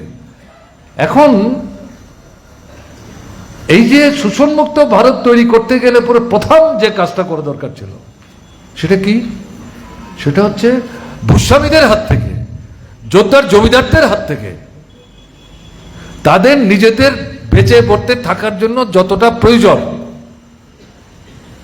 ততটা জমি তারা রাখবে, তার বাইরে অতিরিক্ত উদ্বৃত্ত যেটা, এটা তাদের কাছ থেকে নিয়ে ভূমিহীন যারা, ক্ষেতমজুর যারা, গরিব কৃষক যারা, প্রান্তিক চাষি যারা, বিনামূল্যে তাদেরকে এটা বন্টন করতে হবে। এটাই ছিল স্বাধীনতা লাভের পর রাষ্ট্র ক্ষমতায় যারা আসলেন তাদের দিক থেকে প্রথম মৌলিক গুরুদায়িত্ব পালন করার জন্য কংগ্রেস করল না। কংগ্রেস বড় বড় পুঁজিপতিদের দল, এবং এই যে ভূস্বামীরা আমাদের দেশে সেই সময়ে রাজা, ছোট রাজা, বড় রাজা সব মিলিয়ে প্রায় 600-র মতো, তারা দেখলো আমরা যদি এই জায়গাটা আঘাত করি, এরা যদি খেপে যায়, আমাদের পক্ষে তো সরকারটা টিকিয়ে রাখা সম্ভব না। কাজে বড় পুঁজিপতি এবং এরা মিলে এই ভূমি সংস্কার যেটা যেটা করলে আজকে ভারতবর্ষের চেহারা অন্যরকম হতে পারতো, এটা তারা করলো না। এই কারণে আমরা কি বলি, আধা সামন্ততান্ত্রিক আধা ধনতান্ত্রিক আমাদের রাষ্ট্রটা। এটা মূল নেতৃত্ব কে করছে? বড় পুঁজিপতি। সব পুঁজিপতিদের স্বার্থই রক্ষা করে, কিন্তু নেতৃত্ব হচ্ছে বড় পুঁজিপতিদের হাতে, একচেটিয়া পুঁজিপতিদের মধ্যে। আর তার সঙ্গে কারা আছে? এই ভূস্বামীরা আছে। রাজতন্ত্র নাই, কিন্তু ভূস্বামী তো আছে। এবং এই জায়গাটার মধ্যে তারা কি করছে? গোপনে গোপনে সাম্রাজ্যবাদীদের সঙ্গে সমঝোতা করছে, এই লাইনে তারা যাচ্ছে। ফলে যে লক্ষ্য নিয়ে স্বাধীনতার সংগ্রাম, সেই লক্ষ্য তো সাধিত হলো না। এরকম একটা জায়গায় কমিউনিস্ট পার্টির মধ্যে বিরুদ্ধ হয়ে গেল। কমিউনিস্ট পার্টি অফ ইন্ডিয়া বলে, এই কংগ্রেস সরকারকে আমরা কদিন সমর্থন করব? কি লাভ হলো আমাদের এই স্বাধীনতায়? বেকারি আছে, অনাহার আছে, অর্ধাহার আছে, ভূমিহীন আছে, দারিদ্রতা আছে, বৈষম্য আছে, ভাষা, কৃষ্টি, সংস্কৃতি, ধর্ম। আমরা তো এরকম ভারতবর্ষ চাইনি। হাজার হাজার মানুষ জীবন দিয়েছেন। আমরা তো কংগ্রেসের নেতৃত্বেই একসাথে লড়াই করেছি। তাদের হাতে ক্ষমতা, আমাদের কোনো আপত্তি ছিল না। এরা তো এটা করছে না, বরং উল্টো দিক থেকে শোষণ বাড়ছে, নতুন নতুন চেহারা নিচ্ছে। কি হবে তাহলে? এটা মেনে নেব আমরা? কমিউনিস্ট পার্টির বড় অংশের নেতৃত্ব কংগ্রেসকে ঘাটাতে চাইছে না। সেই সময় সোভিয়েত দেশের যে কমিউনিস্ট পার্টির নেতৃত্ব তারাও দুর্বলতা দেখিয়েছে। তারাও ভারতবর্ষের সেই সময় কমিউনিস্ট পার্টির বড় অংশের নেতৃত্বের এই যে ভাবনাটা, এই ভাবনাটা কি তারা সমর্থন করতেন, অথবা সোভিয়েত দেশের তৎকালীন নেতৃত্বের ভাবনাটা এরা অনুসরণ করতেন। কিন্তু যারা ভারতের কমিউনিস্ট পার্টি মার্ক্সবাদী তৈরি করলেন, 30 থেকে 32 জন কেন্দ্রীয় কমিটি থেকে এক সঙ্গে দীর্ঘ এই লড়াইয়ের পর যখন দেখা যাচ্ছে তাদেরকে পরিবর্তন করা যাচ্ছে না, বেরিয়ে এসে 1964 সালে ভারতের কমিউনিস্ট পার্টি মার্ক্সবাদী তৈরি করলেন, কর্মসূচি নিলেন। কর্মসূচি নিয়ে কি বললেন? শোষণ মুক্ত ভারত তৈরি করতে গেলে পর আমাদের দেশের মধ্যে একটা জনগণতান্ত্রিক সরকার তৈরি করতে হবে। জনগণতান্ত্রিক সরকারের প্রথম কাজ হচ্ছে ওই যে ভূমিহীন, ক্ষেত পুজোর, গরিব কৃষক, প্রান্তিক চাষী, অকৃষক যোদ্ধার যারা, জমিদার যারা জমি কেন্দ্রীভূত করে রেখেছে, 5 জনের হাতে আপনার 95 জনের জমি, তাদের হাত থেকে জমি নিয়ে এদেরকে দিতে হবে, জমির মালিক তাদের করতে হবে, উৎপাদনের চেহারাই পাল্টে যাবে। এবং এর সঙ্গে এই যে শিল্প কল কারখানা এখনো বিদেশি পুঁজি নিয়ন্ত্রণ করছে, বিদেশি পুঁজিকে এখান থেকে হাঁটাতে হবে। কৃষির উন্নতি, শিল্প, তার বিকাশ, দুটোর সমন্বয়, এর মধ্য দিয়ে আমাদের দেশের অর্থনীতির পরিবর্তন, এবং এটার মধ্য দিয়েই দারিদ্র দূরীকরণ, বেকার সমস্যার সমাধান, সবার জন্য শিক্ষা, সবার জন্য স্বাস্থ্য, এই দিকে আমরা যাব। এটাই ভারতের কমিউনিস্ট পার্টি মার্ক্সবাদীর কর্মসূচি। আমি আজকে তো কর্মসূচি ব্যাখ্যা করার জন্য এখানে দাঁড়াইনি, তো আমি এটা সংক্ষেপে এটা উল্লেখ করলাম। এবং পার্টি কি বলছে? আমাদের লক্ষ্য সমাজতন্ত্র, কিন্তু সমাজতন্ত্র তো চট করে যাওয়া যাবে না। সমাজতন্ত্রে যেতে গেলে পরে একটা একটা করে ধাপ, সিঁড়ি অতিক্রম করতে হবে। কাজে যে প্রথম সিঁড়িটা যেটা সামন্ততন্ত্রকে ধ্বংস করা, তার অবসান ঘটাতে হবে। এই কাজ না করে তো আমরা ওখানে যেতে পারবো না। এই বিষয়টাই আমাদের কর্মসূচির মধ্যে বিশেষ করে উল্লেখ করার চেষ্টা করেছে। আপনারা অনেকেই হয়তো পড়েছেন, এখানে যারা এসছেন, আবার পড়বেন।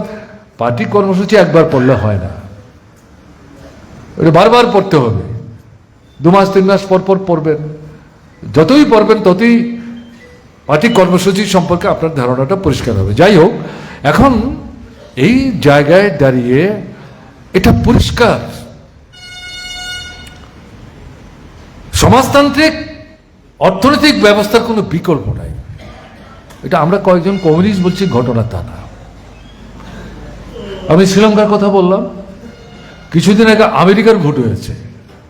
এখনো অর্থনীতির দিক থেকে পৃথিবীর 1 নম্বর রাষ্ট্র, যারা চীনকে ধ্বংস করার চেষ্টা করছে, সমাজতন্ত্রকে ধ্বংস করার চেষ্টা করছে, পুঁজিবাদী সারা পৃথিবীর বুকে চাপিয়ে দেওয়ার চেষ্টা করছে।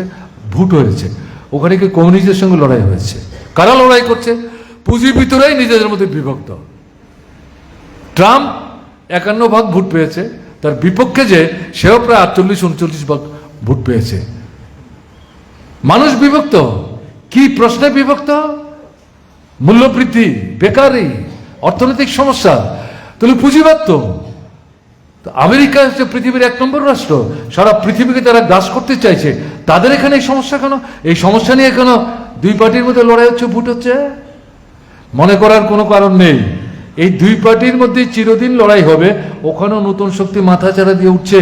পত্রিকা পড়তে গিয়ে দেখলাম, কোনো একটা এলাকায় কতকগুলি রাজ্যে তৃতীয় শক্তি, তাদের ভোট গতবারের ভোটের চাইতে এবার বাড়ছে।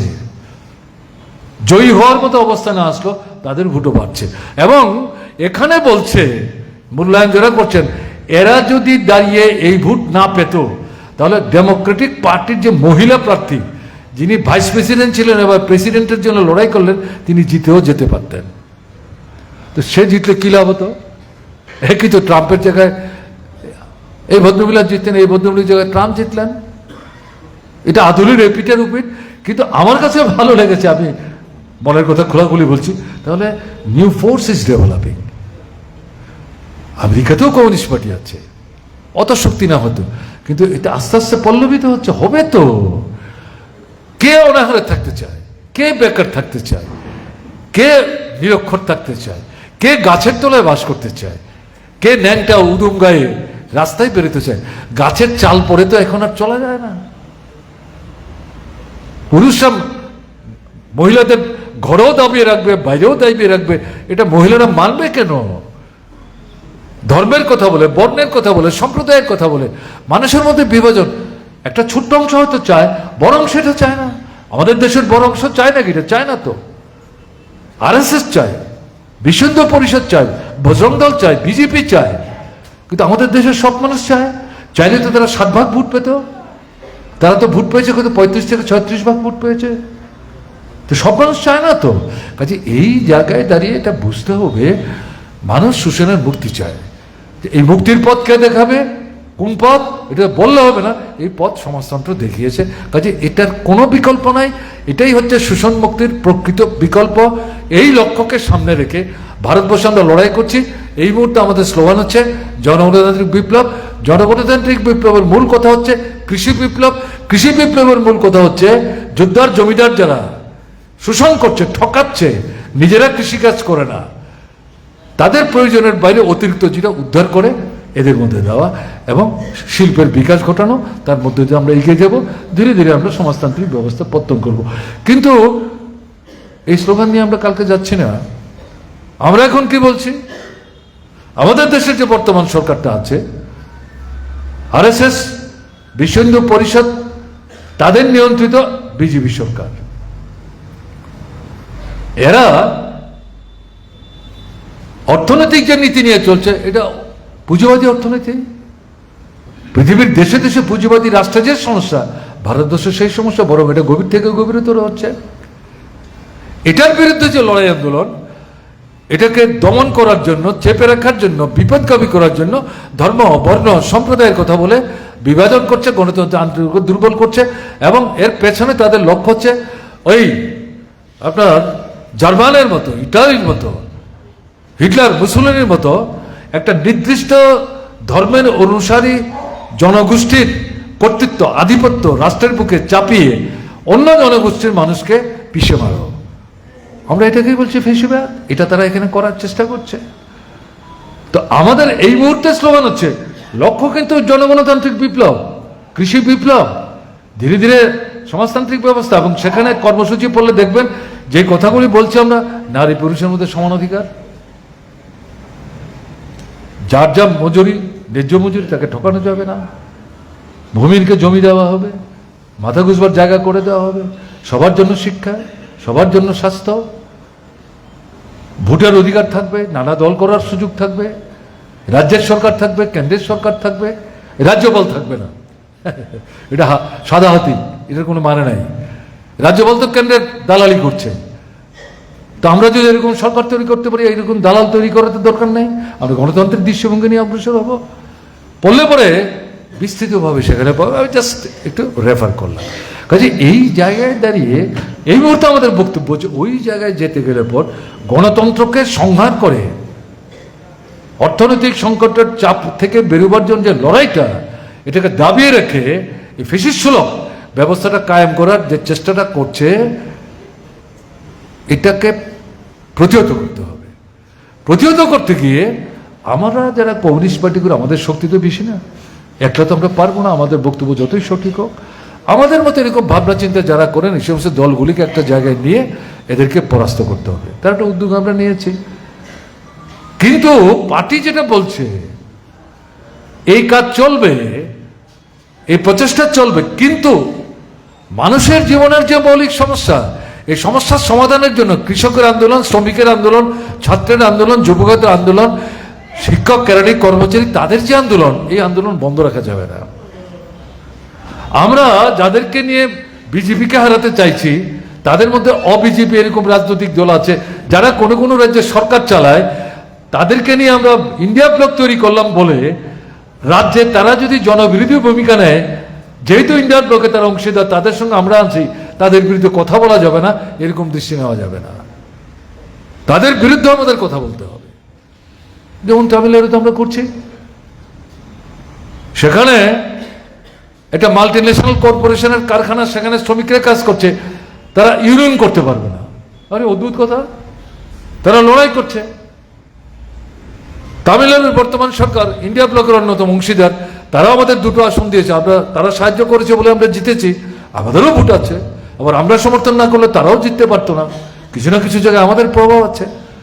এই সরকার এই যে প্রতিষ্ঠানটা তাদের ট্রেড ইউনিয়ন করার অধিকার মানে দিতে চায় না মালিকরা, তারা এটাকে সমর্থন করছে।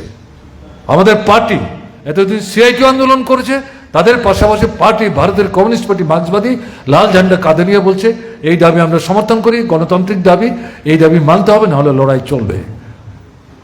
তাহলে এটা কার বিরুদ্ধে গেল? একদিকে যেমন এমএনসি মাল্টিন্যাশনাল কর্পোরেশন, প্রকৃত মালিক যারা, আন্তর্জাতিক একটা সংস্থা, তার সঙ্গে তাকে যারা সমর্থন করছিলেন শ্রেণী দৃষ্টিভঙ্গি ডিএমকে, তারা সরকার চালাচ্ছে, তার বিরুদ্ধে কিন্তু আমাদের অবস্থান হলো। পার্টি বলছে এই জায়গাটাতে আমরা মাঝখানে দুর্বলতা দেখিয়েছি, এই দুর্বলতার কারণে ক্ষতি হয়েছে আমাদের, এখান থেকে বেরিয়ে আসতে হবে। শ্রেণী সংগ্রাম, গণসংগ্রাম বাড়াতে না পারলে পর পার্টির গণভিত্তি বাড়বে না। কি হলো?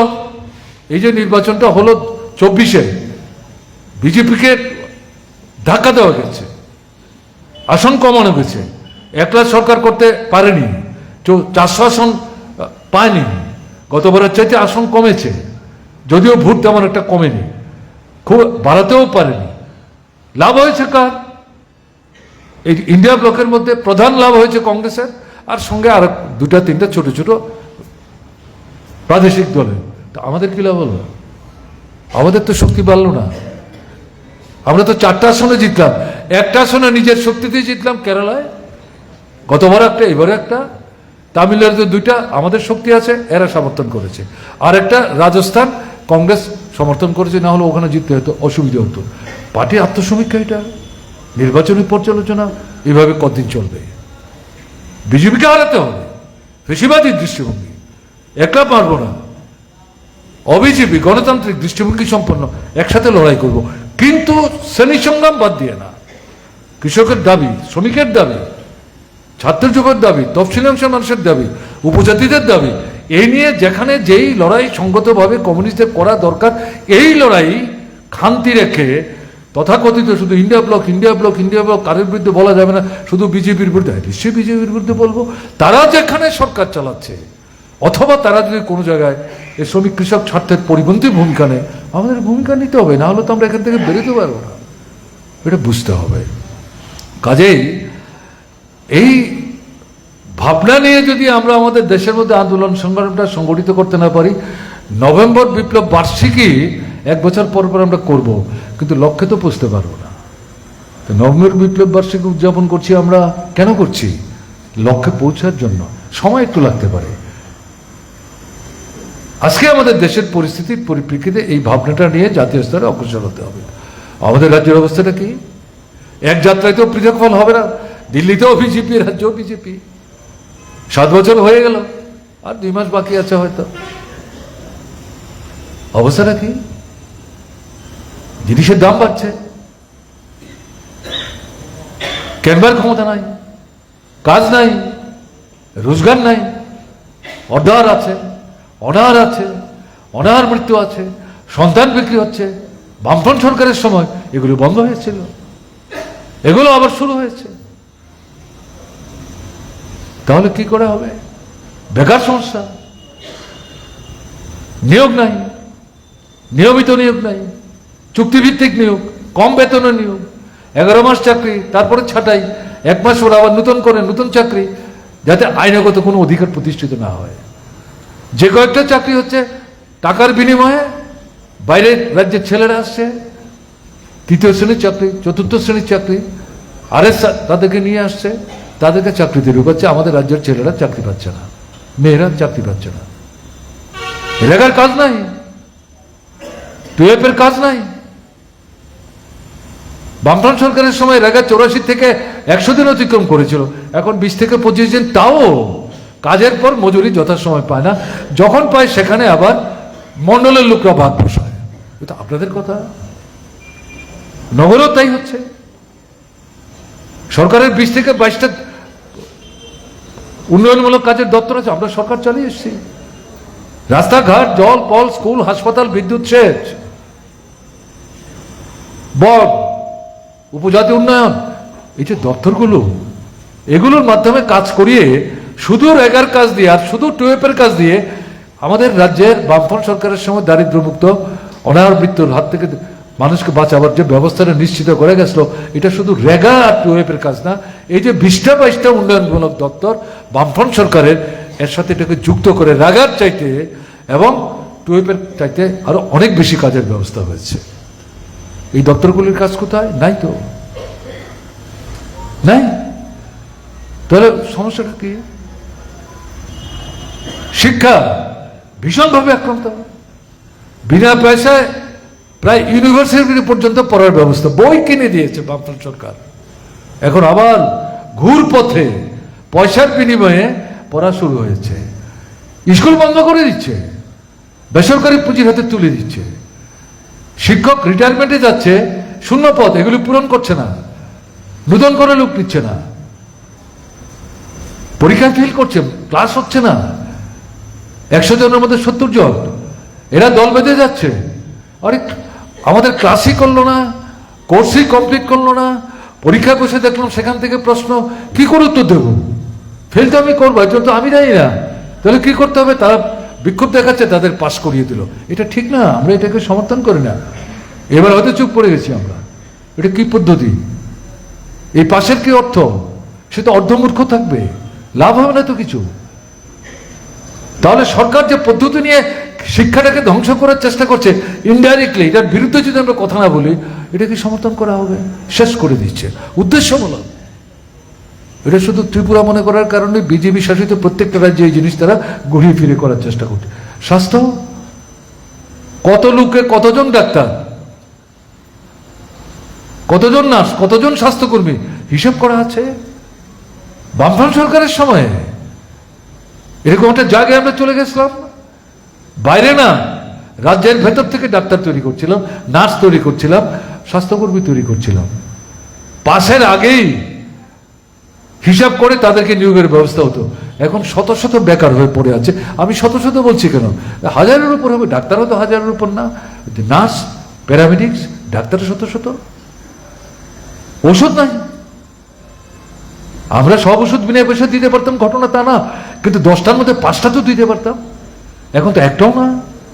সুই, সুতা, গজ, ব্যান্ডেজ রুগীকে কিনে দিতে যাচ্ছে। গ্রামের হাসপাতালে ডাক্তারবাবু মনে করছে তাকে হাসপাতালে ভর্তি করে কয়েকদিন দেখে চিকিৎসা করে তারপর বাড়িতে পাঠানো দরকার, ভর্তি করাচ্ছে না। রাখলে তো খাবার দিতে হবে, বাজেটে টাকা নেই।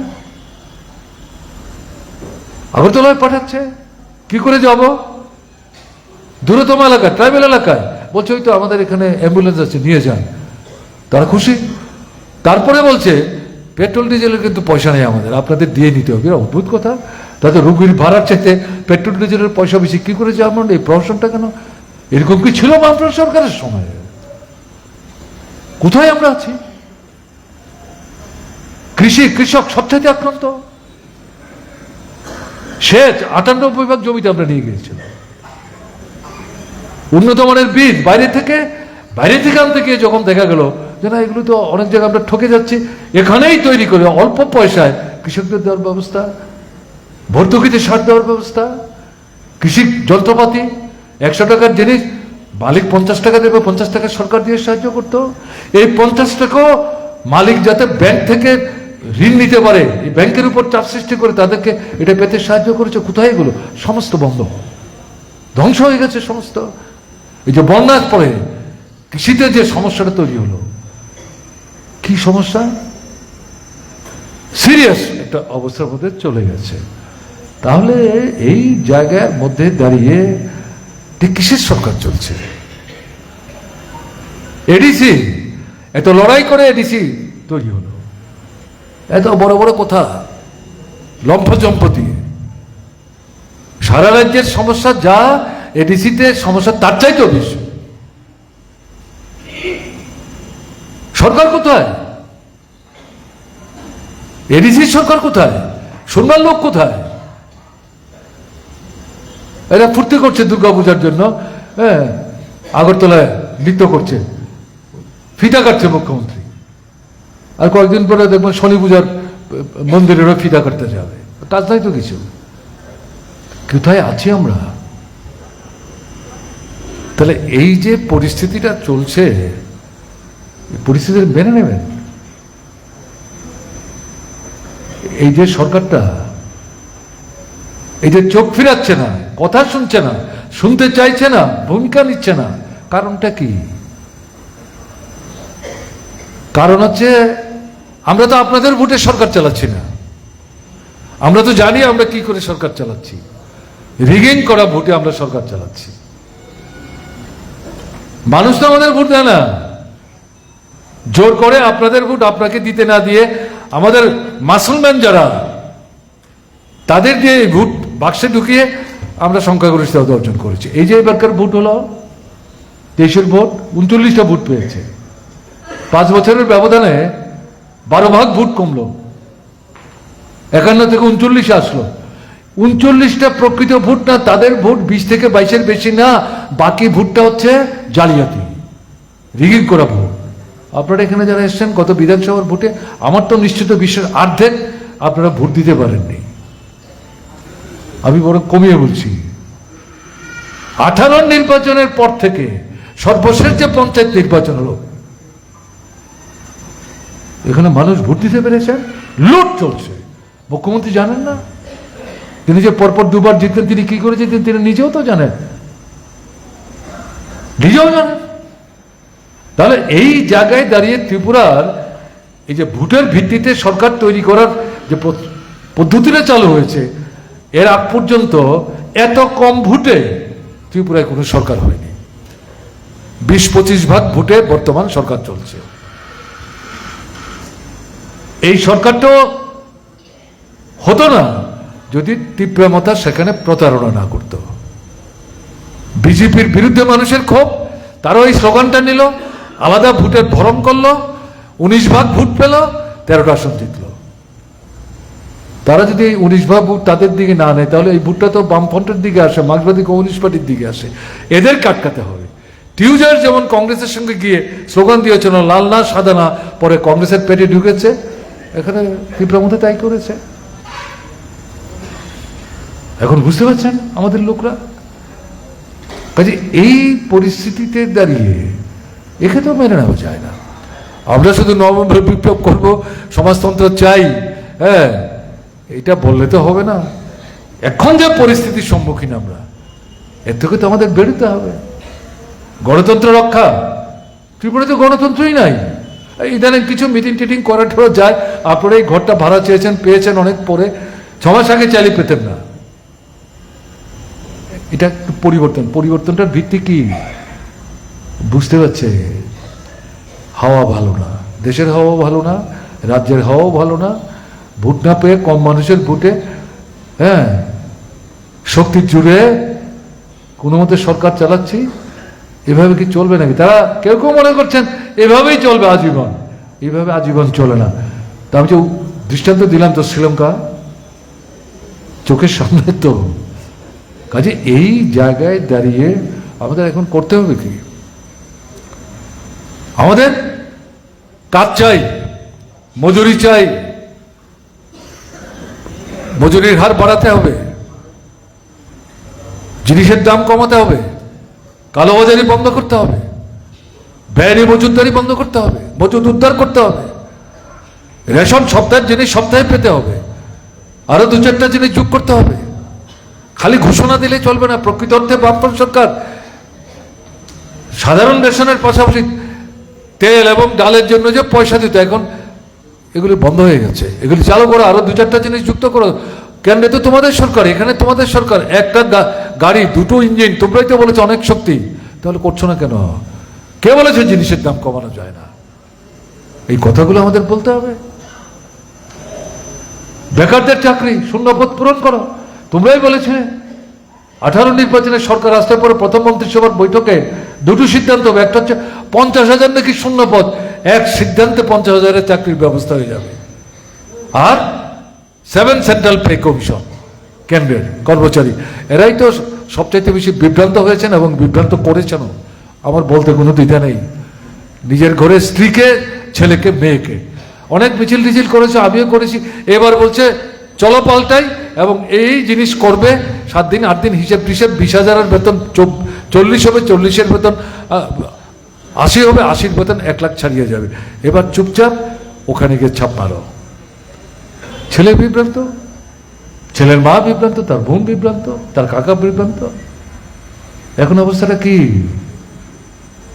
দিয়ে এখনো 23 বাকি, এখন মিছিল হয় না কেন? অভিনন্দন হয় না কেন? 7 সেন্ট্রাল পে কমিশন কোনো কথা নাই কেন? কি ব্যাপার, এখন চুপ কেন? বেকাররা মাঠে নামছে। তাহলে এই জায়গায় দাঁড়িয়ে আমাদের তো বলতে হবে, কথা এবং কাজের প্রতি মিল নাই, প্রতারক তোমরা। কৃষক বিশেষ করে এই যে বন্যার পরে যে কাণ্ডটা ঘটলো, গত 41 বছরের মধ্যে এরকম বন্যা হয়নি। হোশ আছে সরকারের, ঠিক আছে, বন্যার জন্য তো সরকারকে দায়ী করছি না আমরা, এটা প্রাকৃতিক ব্যাপার। তারপরে তো তুমি দাঁড়াবে, বামফ্রন্ট সরকারের সময় কি হতো? 72 ঘন্টার মধ্যে প্রশাসন মানুষের পাশে গিয়ে দিত, কোথাও 24 ঘন্টার মধ্যে। ডিএম এর হাতে আগাম টাকা, মুখ্যমন্ত্রী অর্থমন্ত্রী অপেক্ষা করতেন মুভ করছে কিনা। এখন কোথায়? কি হচ্ছে এটা? চলবে এটা? মেনে নেবেন এটা? ভূমিহীন জায়গা পাচ্ছে, গৃহহীন ঘর পাচ্ছে, যে ঘর পাওয়ার কথা 20,000 টাকা দিয়ে, বাকি টাকা তুলতে গেলে পরে অর্ধেক টাকা মন্ডলকে দিতে হবে, না হলে বলছে টাকা দেব না। প্রতিবাদ করতে গেলে পরে আক্রান্ত হচ্ছে। তো এগুলি প্রতিবাদ না করলে কি করে হবে? স্কুলে মাস্টার চাই, হাসপাতালে ডাক্তার চাই, নার্স চাই, স্বাস্থ্যকর্মী চাই, ঔষধ চাই, এই দাবি তো করতে হবে। ভূমিহীনকে জমি দাও, গৃহহীনকে ঘর দাও, কৃষক উভয় পাশে দাঁড়াও। বন্যায় যে রাস্তাঘাট ভেঙে চৌচুরি হয়ে গেল, এগুলো ঠিক করো। বিদ্যুতে উদ্বৃত্ত আমরা, ভারতবর্ষের 5 থেকে 6টা রাজ্য, বামফ্রন্ট সরকার এসে ত্রিপুরাকে এই জায়গায় তুলেছে। বাংলাদেশে বিদ্যুৎ বিক্রি করে 65 কোটি টাকা আমরা আমদানি করতাম। উত্তর পূর্বাঞ্চলের 5টা-6টা রাজ্যের মধ্যে বিদ্যুৎ যুদ্ধ। এক সময় কেন্দ্রের সরকার ত্রিপুরার সঙ্গে আলোচনা করেছে, ত্রিপুরার বিদ্যুৎ উত্তরপ্রদেশে নিয়ে যাবে। যতটা আমরা উৎপাদন করতে পারি সবটা কিন্তু তখন উৎপাদন করছি না আমরা, সেই পরিস্থিতি। এখন অবস্থাটা কি? ঝড়ে আপনার ভেঙে পড়ছে পিলার। আমি লোকাল কমিটির কনফারেন্সে গেছি, 6টা লোকাল কমিটি কনফারেন্সে। তার মধ্যে 3-4টা লোকাল কমিটি কনফারেন্সে প্রতিনিধির বক্তব্য হচ্ছে বেশি বৃষ্টি হলে পরে আলো জ্বলে না। আমি অদ্ভুত কথা, বৃষ্টির সঙ্গে বিদ্যুতের লাইনের কি সম্পর্ক? কোথায় আমরা গিয়ে পৌঁছলাম এখন? বিদ্যুৎ নাই, পানীয় জলের কল চলে না, বিদ্যুৎ নাই, সেচের জলের মেশিন চলে না, টিভি দেখতে পারি না, ঘরে ফ্যান চলে না, সেটা আলাদা কথা। তা এই পরিস্থিতির মধ্যে দাঁড়িয়ে এগুলো কে বলবে? আমাদের বলতে হবে, অন্যরা তো বলবে না। কমিউনিস্ট পার্টিকে বলতে হবে, গণতান্ত্রিক আন্দোলনের যারা নেতৃত্ব, তাদের মধ্যে যারা কমিউনিস্টরা কাজ করেন, তাদেরকে তো ভূমিকা নিতে হবে। না হলে শুধুমাত্র আমরা সমাজতন্ত্রের কথা বললে তো হবে না, ওটা বলবো আমরা, কিন্তু এইগুলি করতে হবে। এটা ট্রাইবেল এলাকাতে, এডিসি এলাকাতে, নন ট্রাইবেল এলাকাতে, সারা ত্রিপুরাতে সংঘবদ্ধভাবে। বিজেপির মধ্যেও একটা অংশ বলতে শুরু করেছেন, আমরা তো এরকম চাইনি। কংগ্রেস এনেছে বিজেপিকে সরকারে, এদের লোকরা যারা ঢুকেছে তারাই এখন পূর্বদের হাতিয়ে তারাই নাকি দখল করেছে, বলে আমাদের তো এখন মূল্যই নাই। তারাও এখন পাল্টাতে চাইছে। আমি দেখছিলাম কত 6 দিন না 7 দিন আগে তাদের প্রাক্তন সভাপতি, তাকে জিজ্ঞেস করছে সাংবাদিকরা, কেমন আছেন? বলে কোথায় আছি, কে খবর রাখে, কেমন চলছে সরকার? বলে এখন ভোট হলে পরে এই সরকারটা হারবে, এরা আর কোনোদিন জিততে পারবে না, তবে মানুষের ভোটের অধিকার দিতে হবে। প্রাক্তন বিজেপি সভাপতি, সিপিআইএম নেতা বলছে না, তাহলে পরিস্থিতিটা কোথায়? তাহলে এইরকম যে একটা অগ্নিগর্ভ পরিস্থিতি, সেখানে পার্টিকে বেরোতে হবে। অবস্থাটা 6 বছর আগে যেখানে ছিল এই জায়গায় নাই। এই কারণে আমাদের রাজ্যে আমরা কি দেখছি? ট্রাইবেল এবং নন ট্রাইবেলের মধ্যে বিরোধ বাঁধানোর চেষ্টা, গটাচড়ার ঘটনা, হিন্দু মুসলমানের মধ্যে বিরোধ বাঁধাবার চেষ্টা, আপনার ধর্মনগর, তারপরে পানিসাগর, রানীর বাজার। কি হচ্ছে? বিশাল গড়, কয়েকদিন পরে পরেই দেখা যায় লক্ষ্মীর মাথা নেই অথবা কালীর মাথা নাই, এরকম আরো 2-3টে জায়গা আছে। এই লেগে যায়, কিন্তু এলাকার মানুষ বলছে বাপ এইগুলি করো না, আমরা শান্তি চাই। কি হচ্ছেটা কি? উদ্দেশ্যমূলক সারা দেশে যেটা করছে একই লাইন, বিজেপি শাসিত প্রত্যেকটা রাজ্যে এই জিনিস করছে। ভাগ করো, এক হতে দিও না, লড়াই যাতে করতে না পারে, অসুবিধা হবে, থাকতে হবে আমাদের এই শোষণ বঞ্চনার ব্যবস্থাটাকে টিকিয়ে রাখতে গেলে পরে। কাজে এই জায়গায় দাঁড়িয়ে যেটা বলতে হবে, যেটা করতে হবে, একদিকে ঐক্য চাই, সম্প্রীতি চাই, শান্তি চাই। খাবার ছাড়া কী করে শান্তি হবে? খাবারের জন্য কাজ চাই, কাজের মাধ্যমে রোজগার চাই। এই ব্যবস্থা কে করবে? সরকারকে করতে হবে, নাহলে কিসের সরকার তুমি? কেন থাকবে ক্ষমতায়? আমরা এক্ষুনি বলছি না ক্ষমতা ছেড়ে চলে যাও, মানুষকে সংগঠিত করে, এদেরকে আরো বিচ্ছিন্ন করে, আমাদের ঐক্যকে ব্যাপকতার করে নতুন শক্তির সমাবেশ ঘটিয়ে এটা নতুন ধরনের একটা লড়াই শুরু হয়েছে। কিন্তু আমি লক্ষ্য করছি এবারে যেটা মানে রাস্তা রুখো করেই চলে যাচ্ছে না, রাস্তা রুখো করে ঘন্টার পর ঘন্টা দাঁড়িয়ে থেকে ইঞ্জিনিয়ারকে, এসডিএমকে, অফিসারকে ডেকে এনে সঙ্গে সঙ্গে সমস্যার সমাধান করিয়ে তারপর বাড়ি যাচ্ছে।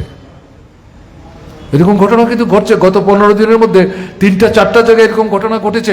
আপনাদেরও বলছি, তারাই শুধু রাস্তা রুখো করবে, আর আপনারা দেখবেন মার্ক্সবাদী কমিউনিস্ট পার্টি আর পত্রিকায় এটা 2 লাইনের খবর ছাপবেন, চলবে না। নিজেদেরও এটা করতে হবে। লাল ঝান্ডা নিয়ে যাওয়ার দরকার নেই, যেখানে পারবেন যাবেন। এমনভাবে দাবি এলাকা ভিত্তিক বাছাই করুন, একসাথে অনেকগুলি দাবি না, 2টা 3টা 4টা দাবি নিয়ে দাবি আদায় না হওয়া পর্যন্ত বিভিন্ন স্তরে লড়াই চলবে, দাবি আদায় করে চলব। এই যে এটা নূতন উদ্যম, জঙ্গিপনা, কারণ মাথা ফাটানোর প্রশ্ন না, রক্ত ঝরানোর প্রশ্ন না, আন্দোলনের মধ্যে, ভাবনার মধ্যে, স্লোগানের মধ্যে, আন্দোলনের পদ্ধতির মধ্যে এই জঙ্গিপনাটা আনতে হবে। এটার মধ্য দিয়েই আমরা যে 108তম নভেম্বর বিপ্লব বার্ষিকী পালন করছি, সেই সমাজতান্ত্রিক ব্যবস্থা পত্তনের লড়াইকে সামনে রেখে আমাদের যে সংগ্রাম ধরে ধরে সেই লক্ষ্যে আমরা একটা সময় পৌঁছবো। কিন্তু বর্তমানের এই যে দায়িত্ব, এই দায়িত্ব প্রতিপালনের জন্য আমাদের ভূমিকা নিতে হবে। আমি বিশ্বাস করি অনেকদিন পর আপনারা এই জায়গায় একটা মোটামুটি ভালো মিটিং আপনারা করলেন। আপনাদের জেলা নেতৃত্বকে অভিনন্দন জানাচ্ছি, আপনারা যারা উপস্থিত আছেন আপনাদের অভিনন্দন জানাচ্ছি। কিন্তু শুধু বক্তৃতা শুনলে হবে না, ভূমিকা নিতে হবে। এলাকায় ফিরে যাবেন, সম্মেলন শেষ হয়েছে লোকাল কমিটি, নতুন লোকাল কমিটি বসবেন, এলাকার সমস্যা বাছাই করবেন, তার ভিত্তিতে এলাকাকে 2টা 3টা ভাগে বিভক্ত করে নতুন উদ্যমে 3টা 4টা দাবি নিয়ে আদায় করে ছাড়বো, এমনিতে ঘরে ফিরবো না। এই দৃঢ়তা নিয়ে লড়াই শুরু করুন। এই আবেদন জানিয়ে, আপনাদের অভিনন্দন জানিয়ে আমি আমার কথা বলা শেষ করছি। ভালো থাকবেন। আমার নমস্কার।